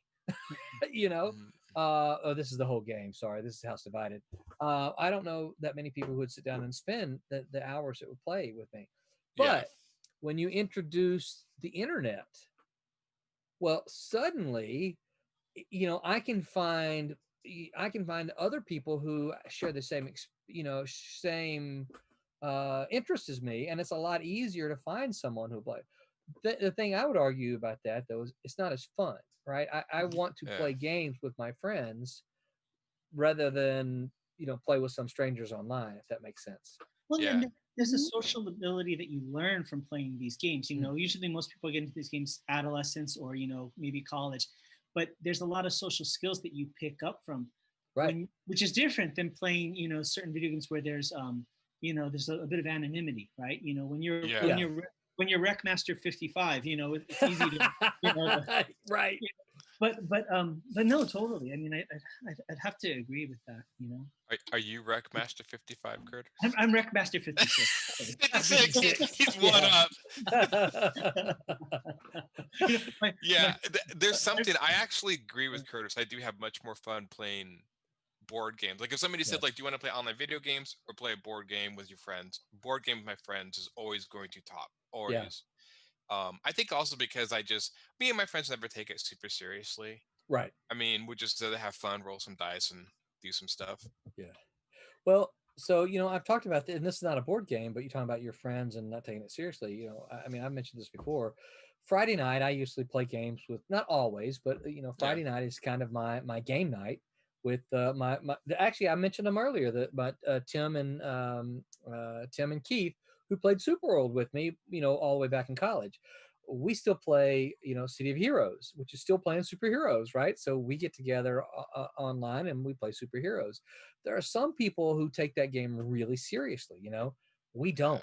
We get on and we just have fun. And there are some people who, if you're ever attacking your opponent and you get killed or knocked out, right, it sends you to the hospital. There are some people who get really upset about that. I mean, really upset. We laugh about it. It's like, oh, look, you're dead. It's we don't take it that serious, and it is a little difficult sometimes when you ever get to playing with somebody who takes it super seriously, because you're like, oh, I need to straighten up then. Let me get all serious here. But yeah, I mean, it's a game. So. I had that. I went to a game, board game meetup, the meetup groups we meet up, and every time I go to the board games, meetups, I always, it's like everybody knows each other and they all sit down and play their games. And you ask if you can join, like, no, you can't join us because you're not one of the crew. And so I'm like, okay. Right. But I was there, and I was playing Gloomhaven at the time, and I got in a conversation with some guy there, and I talked about Gloomhaven, and I said, yeah, me and my friends, we just found some of the rules too hard, so we made some house rules. And he looked at me like I just killed his cat. I mean, it was just like, you changed the rules. And I'm like, well, yeah, because he's like, I can teach you how to play Gloomhaven. Listen, and I'm just like, okay, whoa. You're really serious about this. I just kind of like back up a little bit. But yeah, I've encountered those people. And we don't take it seriously. But there are some people that literally will, like, you play by the rules, will argue about it. Yeah. I always thought it was interesting. Sorry. No, you go ahead. Like I thought there was going to be this neat confluence of, especially we're talking about like role-playing games, of Dungeons and Dragons and online. Like decades ago, they had this first iteration of Neverwinter Nights. I don't know if you heard about that. Oh yeah. It was like a Dungeons and Dragon online tool set where you can actually program characters, scenarios, visually, all this stuff. And it was just way too technically hard. But it was such a cool idea that you might actually be able to combine the two. Yeah. Right. Well, so you guys know Steam, right? Steam. Yeah. So I assume that you can get it other places. I don't know, but there's one of the apps that you can get up through Steam is called Tabletop Gaming. Okay. Yeah. And if you go on Tabletop Gaming, it has a buttload of tabletop games. It has this. It has Civilization. It has Axis and Allies. It has checkers and chess. It has, basically it's full of tabletop games that you literally, it's all on the computer. So the four of us could sit down and play Axis and Allies if we wanted to. That's cool. Yeah, it's very cool. That's the thing I thought. I've seen this, and they have like a ton of other games, and even like I think they have apps for people who play D&D online, like streaming, where you can roll the dice in the computer. Yep. And you can do other sort of like things like coordinate or whatever. And so yeah, it's strange. I think, and also especially in the time of the plague, people finding more ways to game online together, especially these type of board games they like. Yeah. So. Well, it's part of. Sorry, Roland. No, go ahead, Curtis. Well, it's such a part of comic book culture. I mean, whenever you go to like one of the bigger cons, and Comic Con's no exception, there's a whole gaming section. I mean, there's a whole. They'll have part of the floor rented out for people to play games all the time. So it's I think it's great. I mean, I think it's, fantastic. I know one of the conventions that was very, one of the very first conventions that ever, invited me as a guest, actually the first convention that ever invited me as a guest, a place called Coast Con. And, they were in a Coliseum. Excuse me, they were attached to a Coliseum, but they were on all the showrooms on the side, right? Yeah. Well, they had this big, long section, it's just for miniatures. Right. There must have been, I'm guessing now, but there must have been like 10 tables set up just for miniature gaming. Right. So you could go there and you could see, Napoleonics, you could see Warhammer, you could see, all these different miniature games going on. But then there was another section over there that had the round tables, right? People sitting around and playing Dungeons and Dragons. They were playing Risk. They were, just whatever.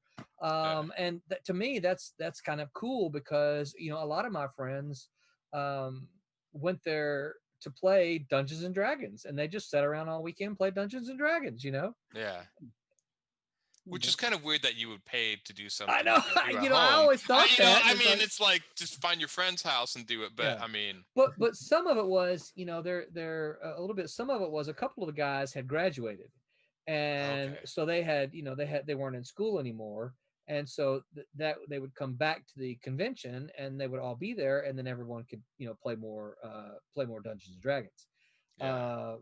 And so it was kind of a reunion of sorts, but not not in the way that you think of reunions.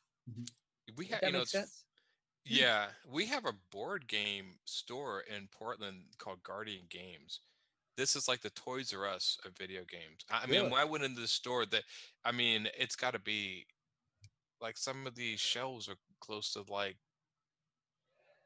I don't know, 10 feet high, stacked with board games. I mean, they Wow. had anything, and they split the store between just miniature role-playing games and then board games. I mean, I go in there and I see stuff I've never seen, but what you were talking about playing, the other back of the store is just filled with tables where they hold tournaments like Magic tournaments, board game tournaments, D&D, and they have an announcer. They have a guy in the store that does announcing for games, and I've been in That's there a pretty few cool. times. They've done tournaments, and apparently there's a room in the back with more tables, and you can drink beer there, so they Oh, can go yeah. back and hang out. Yeah, so I mean, it's announcing for really cool. games.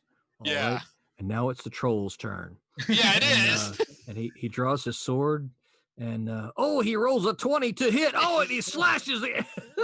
Now, I would listen to that all day.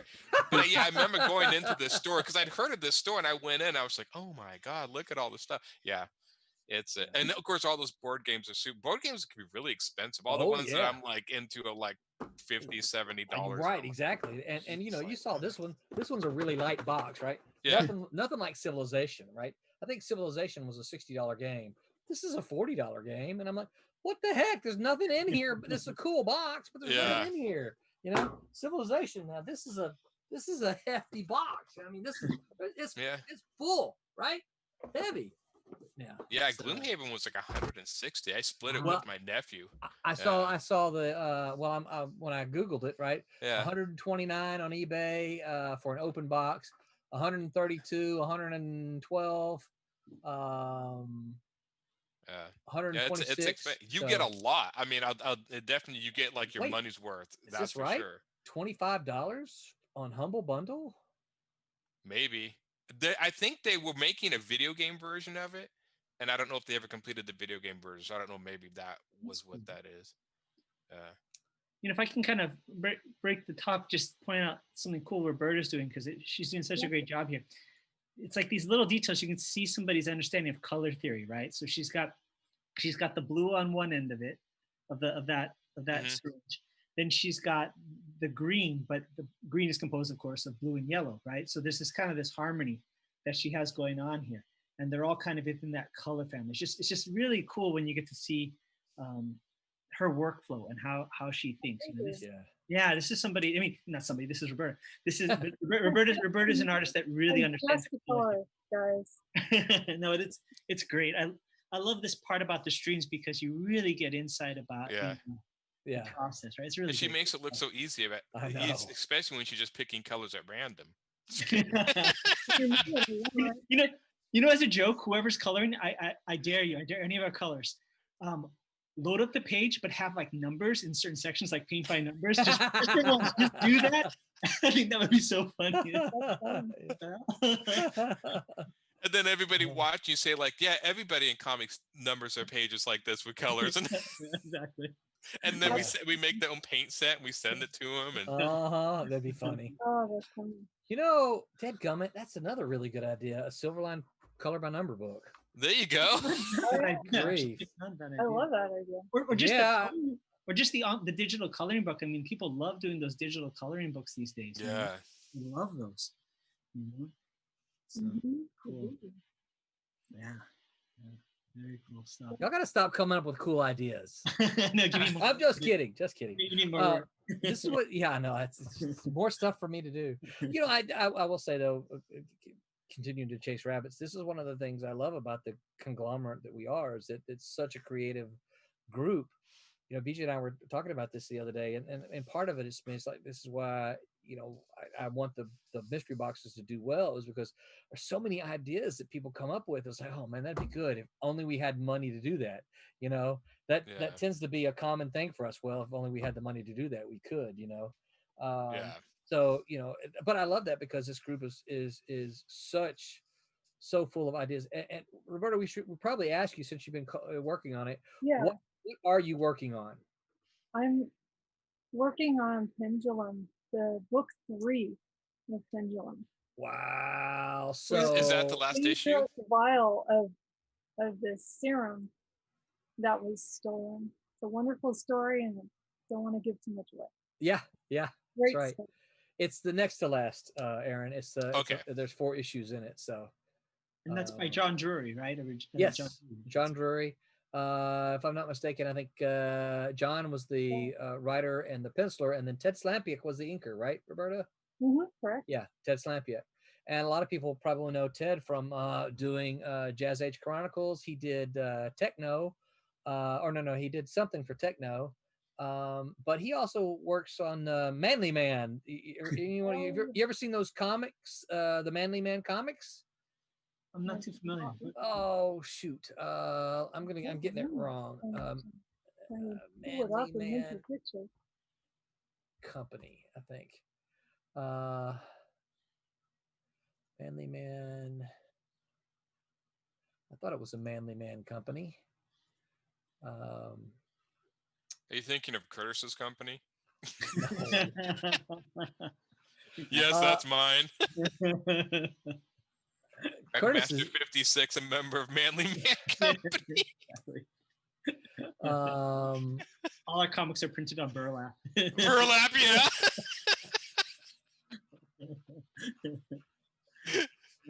Oh, what? Maybe I get it wrong. Manly Man, Ted Slampiak. Let me try that. Ted Slampiak. I remember I got to do a convention with The Art of Manliness. Oh, the Art of Manliness. Art of Manliness. Okay. Have you ever seen any of those cartoons? The Art of Manliness? No. Those are all Ted Slampiak. I have to check those out. Yeah, it's just the art. Look for the Art of Manliness. Artofmanliness.com. Yep, he does all the artwork for all their illustrations. Is like the first one that pops up. How to give a manly handshake, right? And it's got 2 cowboy-looking guys, and they're shaking hands. And one of them says, "Approach person's line of sight," and has little lines drawn straight to their eyes. Right? Look person in the eye and smile. And it says, there's a picture. It says, "No limp fish," right, in the handshake. And it said, "Firm grip, no death grip," right? No death grip. That's true. Yes. Yeah, it's the Art of Manliness. Yeah, I can't. If you've heard of Ted, that's probably where you know him from, because these are fairly popular from what I understand. They've been around for a long time, but that's cool. Yeah. So yeah, very cool. So this is one of the books that's in our remix plan, right? Yes, sir. Yeah. Yes, sir. Yeah. So and we got to talk more about that really cool thing that you dropped. It was like, whoa, cool. Yeah, we got to figure out the right place for it. So, and it looks like also it looks like I probably got us. I know it's a little bit early, but I think I've got us a 2021 sponsor. So, yep, excited about that. Yep. Nice. So, yeah. So, yeah. So, I'm excited. I know a lot of people have decried 2020, and I get it. But I think for us, for Silverline, I think it's not been a horrible year. No. Collectively, not individually. I know that it's been tough individually for some more than others. But I think collectively, so yeah, next year, hopefully conventions. I mean, I would assume hopefully by summer maybe conventions might be I hope coming so. back. Well, I'm doing one this weekend. I'm doing a 1-day show in Kissimmee, Florida, which is about an hour south of me. And then I'm slated to do one in a place called DeLand, Florida, which is on January 17th, I think. Cool. So yeah, so hopefully they're getting back in the groove and getting it all started again. Yeah. Yeah. Fingers crossed, right? There's been I was reading somewhere that there are some that have actually some of the conventions thrown in the town that are not coming back. I don't remember the names of them. Yeah.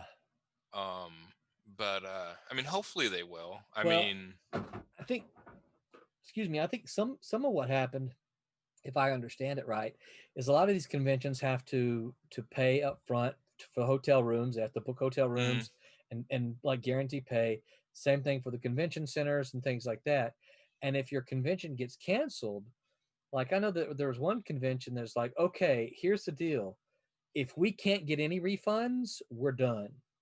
You know, but if we can refund, like I know San Diego made a big deal about saying, hey, the convention center refunded them, all the hotels refunded them, so they were able to get refunds, and then they were just able to take that into the next year. But there were a couple of conventions that I think the forums weren't willing to work with them, and so it just killed them. It's just like, okay, well, you're going to take all my money, and I can't recoup any money from an actual show. Yeah, then it just killed them, which is sad. Yeah, I'm gonna, obviously I don't think San Diego Comic Con is gonna come back the way it was in quite a while. Conventions probably No. will come back, but yeah, I think that's kind of, I mean, kind of dovetailing into some different territory. But I think our industry is changing. I do too. It's a return kind of back to more of a grassroots kind of feel to everything, and that may not be a bad thing. I mean, I love the fact that I can see a ton of Marvel movies and all that, but when something becomes mainstream, you lose something along the way. And I think it's kind of time for us to kind of recharge our batteries. And, I think in that sense, it's a good thing, I think sometimes you kind of lose. I know this may sound a little, I don't know, just my opinion, pompous on mine, but sometimes I feel like you kind of lose your creativity a little. Mm-hmm.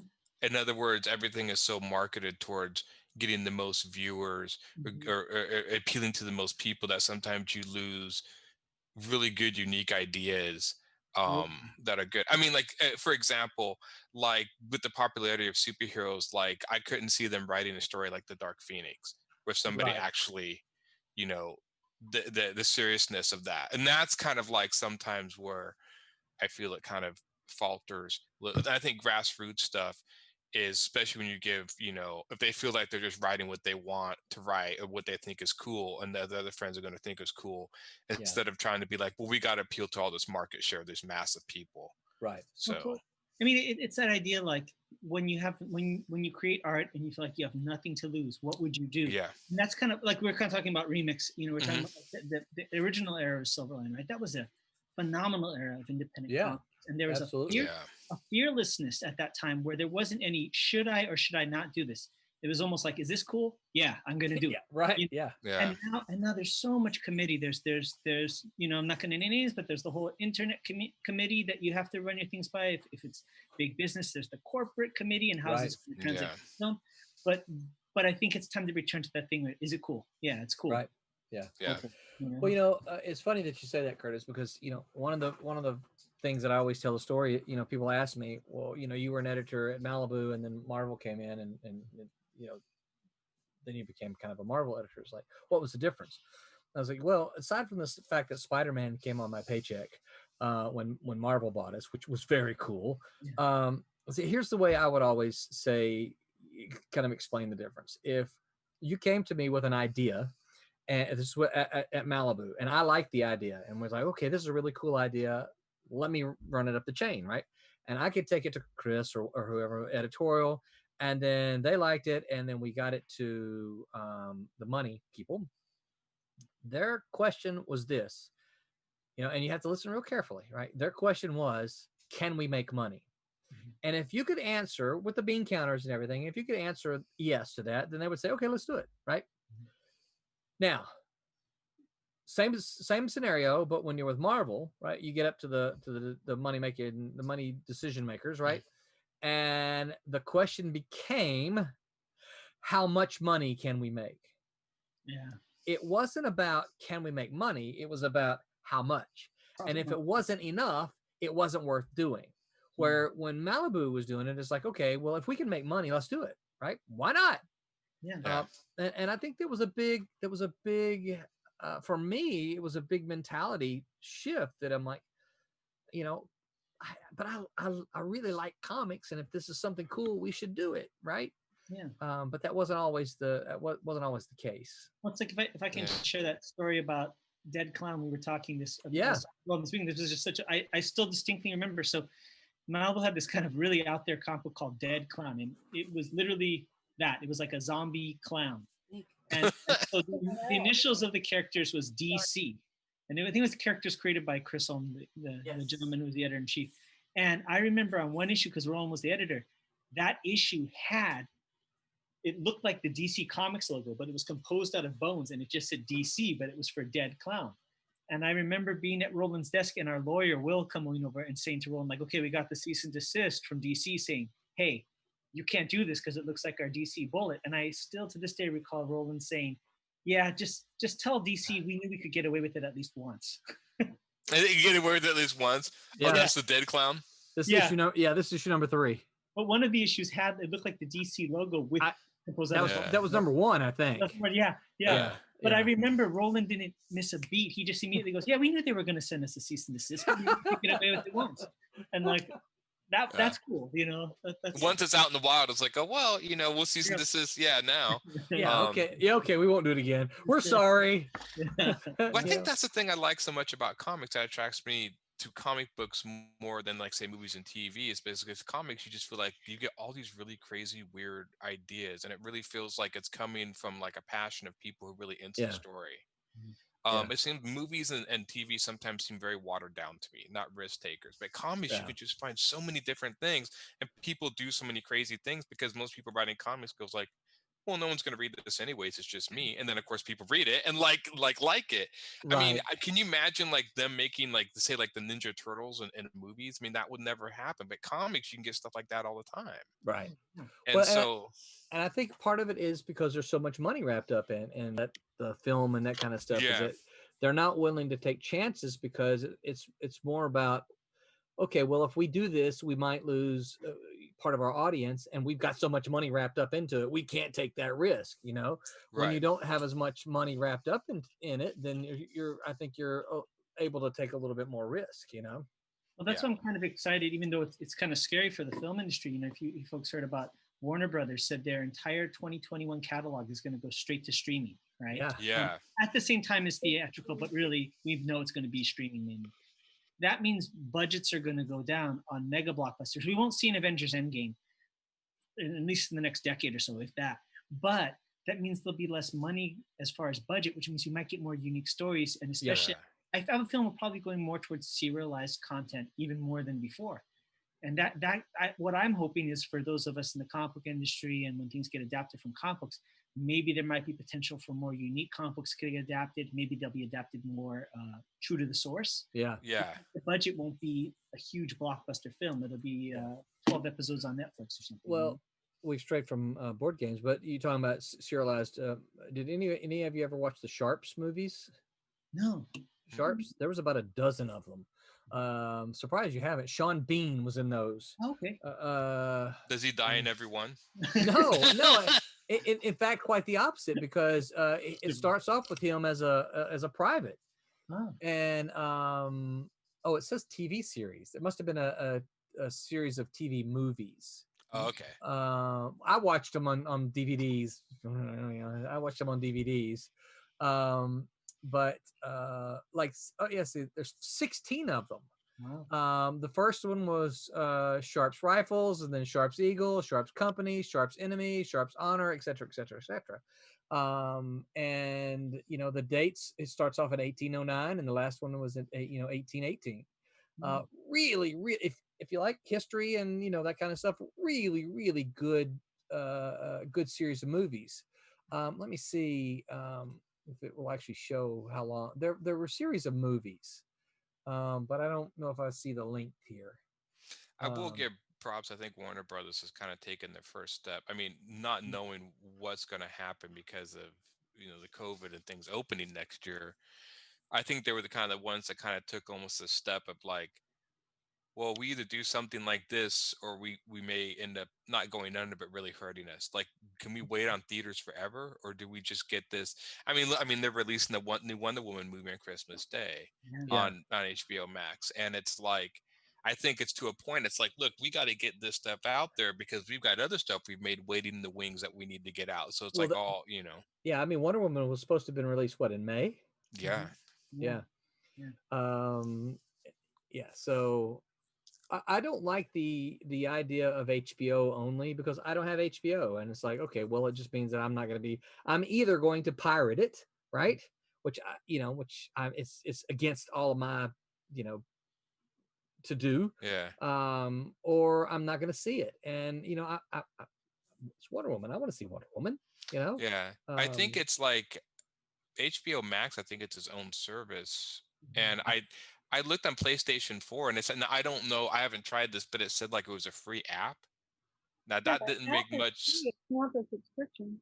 Yeah, the app's free. Yeah. The app's free. They charge you to download Yeah, the that's what I app. was thinking, like the app's free or whatever. So yes, it's a Speaking of apps, I subscription. would like to have a Silverline app. I'm not sure what it would do, but I would like to have a Yeah. Silverline app. It That could would be be one of cool. those like Snapchat things where it puts the mask, the cat and mouse mask on your face or something. That would be- Yeah, Yeah. that would be so cool. Or the demons, the demons ears. Yeah. Yeah. That would be fun. See, here's another idea I did come Send Make an idea it to our R&D department. That's right. Yeah. So, all right. Any final words on board games? Any final thoughts? No one let No, me just good luck critique finding my players. favorite game. What's that, Roberta? I said no one let me bring up Stratego, which was my favorite game when I was a kid. Oh, holy crap! You Oh. play Stratego? I love Stratego. Oh man, Never I played used to it, play yeah. that game all the No one time. plays that game, and it's like such an awesome game. It is. Yep. I actually, it's funny that you mentioned that game. I actually played that with my kids when they were coming up. We bought a Stratego game, and I played that with them. Nice. Oh, it's great. Yep. It Yep. is so fun It is fun. It's basically capture the flag with a mystery with bombs. with bombs. Yeah. You can Yeah, and jump on you're a screwed bomb. when you it's the minor. Minors are number 8s, right? Yeah. Yeah. When you lose your last minor, you're screwed. You have no hope. You're like, well. if I Yeah, I've just- never played it. I'm giving I didn't play a lot What? of those games. Yeah, and I guess I didn't play. My family wasn't really into strategic games. You're more like checkers, Yeah. stuff like that. Uno. Wait, checkers so- is not strategic? Yeah, sure. Is. Not as strategic. I don't know. Maybe is it? I don't know. Maybe. Yeah, of course. Yeah. I have to draw you in to make you jump my checker so that I can triple jump you. Which I'm gonna have to find it out there. Yeah. Yeah, Stratego, man. I hadn't thought about that one. Yeah, that's a great one. Thank you. I wanted to mention that one. Yeah. Yeah, I'm glad you did. It's like we can't end this session without I'm mentioning that. Anything else on board games? No, I think we're good. Yeah, I don't play board games as much as I used to. I still, as demonstrated by my visual aids here, I still have a handful of them. But the last time I brought this out was to do something very similar to what I'm doing now. It was just to tell somebody about it. Yeah. So yeah, I played some board games with both my kids when they were younger, but and BJ and I have talked about playing backgammon some more, but we just haven't done it. So I'm to break it out. it is, yeah. And hopefully, over Christmas we'll have some time to do some of that. But yeah, no, I don't see any comments up here. No one's ask us any questions. So, all right, let me see. Let me see if I can find out what real quick what our topic is for next week. And folks, don't forget to check out our merch store. Yep. It's holiday time, so nothing says "I love you" to your wife than a mug with demon on it. With the demon. That's right. There you go. I keep thinking one's going to show up for me, but I don't have. And Curtis one yet. is talking from personal experience because his wife, like, that made her day when she got the demons. Well, I have a schedule somewhere of stream. But it's been so long since it feels like it's been so long since we've done this. I don't know where it is now. Half a pendulum. Oh, that looks good. That's such a Yeah. good looking page. Roberta. Wow. Love that. Thank you. So yeah, just stay posted because I don't seem to be able to find the streaming schedule. So stay put. We will stream. We will stream on Wednesday, and we'll actually launch these live. We'll launch these things live. So y'all be ready because I'll go ahead and talk about more as we get started for the mystery boxes. But we will start that on Wednesday. So y'all be here for that, and we'll announce what we're talking about as we get closer to it because I can't find my subject list of what we're talking about now. Royal Airship says it's going to be a Silverline Christmas this year. Mugs and shirts for everyone. Wore my Silverline t-shirt, Silverline shirt to Dollywood. Should have taken a photo. You should have taken a photo standing in front of the Dollywood sign. Yeah. Maybe you could have found Dolly there too. So, all right. Well, let's go around and tell everybody where you can find yourselves. Curtis, where can folks find you online? Sure. You can find me on Facebook, Curtis Fujita. You can also find me on Instagram and YouTube through my martial arts school. That's Tiger Crane, one word, 805. So that's where you can find me. Excellent. Aaron, what about you? Where can folks find you on the interwebs? Facebook. You can find me, and I think Aaron Humphreys, my own, and I kind of post the same thing to both. I have Humphreys Illustration, HUMPHRES, then illustration. You'll find it. Instagram at ALH3810. I really need to change that handle. I keep it because my business card store have that. So when my business cards run out, then I'm changing the handle. So that's how it's going. And then of course on Webtoons, and shucks, you ordered 1,000 of them from this print, didn't you? Yeah. So and then on Webtoons, I'm starting to post issue 9 of my comic. So that has been, and that should be posting tomorrow. A new episode. Sweet. Tomorrow. That'd be great. Roberta, what about you? Where can people find you online? Well, you can find me under Roberta Conroy on Facebook. You can find me on Instagram. Also under Roby Conroy if you look for that. It helps a little bit because there's apparently too many Robertas. Well, and as a reminder, I'll have all the links in the appropriate place here so that you can go find us on Twitter. You can find us on shoot, I was looking at Twitter. You can find us on YouTube, on Facebook. I'll make the appropriate links there. Tommy Flormani just says, I'm late. Can y'all start over? Yeah, in about no problem. Tommy, in about 2 minutes, just hit refresh and hit play, and it'll start all over. All over the very beginning. You won't miss a thing. Tommy gave me an idea. I think you're saying we're trying to figure out what we should stream in the holiday weeks. We should have the Wednesday Wham guys do an audio commentary of our Silverline Sunday stream, and we should do audio commentary of the Wednesday Wham guys. Just throwing it out there. Yeah, that would be good. See if I could figure out how to make that go live though, because we'd have to record it, right? Because you'll be there. If I can figure out how to make that go live, I'm playing with this new video service that it looks like it'll let me schedule it to appear live, but I don't know how to get it to other locations yet. So I'm still fiddling around with that to see what we can do. Okay, and I'm Roland. You can find me at Man Roland at Instagram, Man Roland at Twitter, Roland Man on Facebook and Instagram, and silverlinecomics.com is the website. Go there, and then I'll direct you to all the important places you need to be.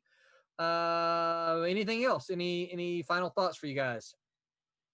I think just one thing, even though they're not here with us, our regulars, Peter and John Martin, both are doing some really cool specials with their art and their commission. Oh, yeah. So check them out. You can find John Martin on Facebook, just JOHN Martin. And then Peter Clinton, I think on all the different social media, I think it's Peter Clinton Art, just one word. Yep. They're doing some really cool specials if you guys want original artwork. So, yeah. You guys can get some original artwork and help them out as well. So do that. Anything else? No. All right. Well, you know the routine, guys. Until next time, remember, make mine Silverline. All right. Good night, everybody. Good night. Take care. Have a good one, folks.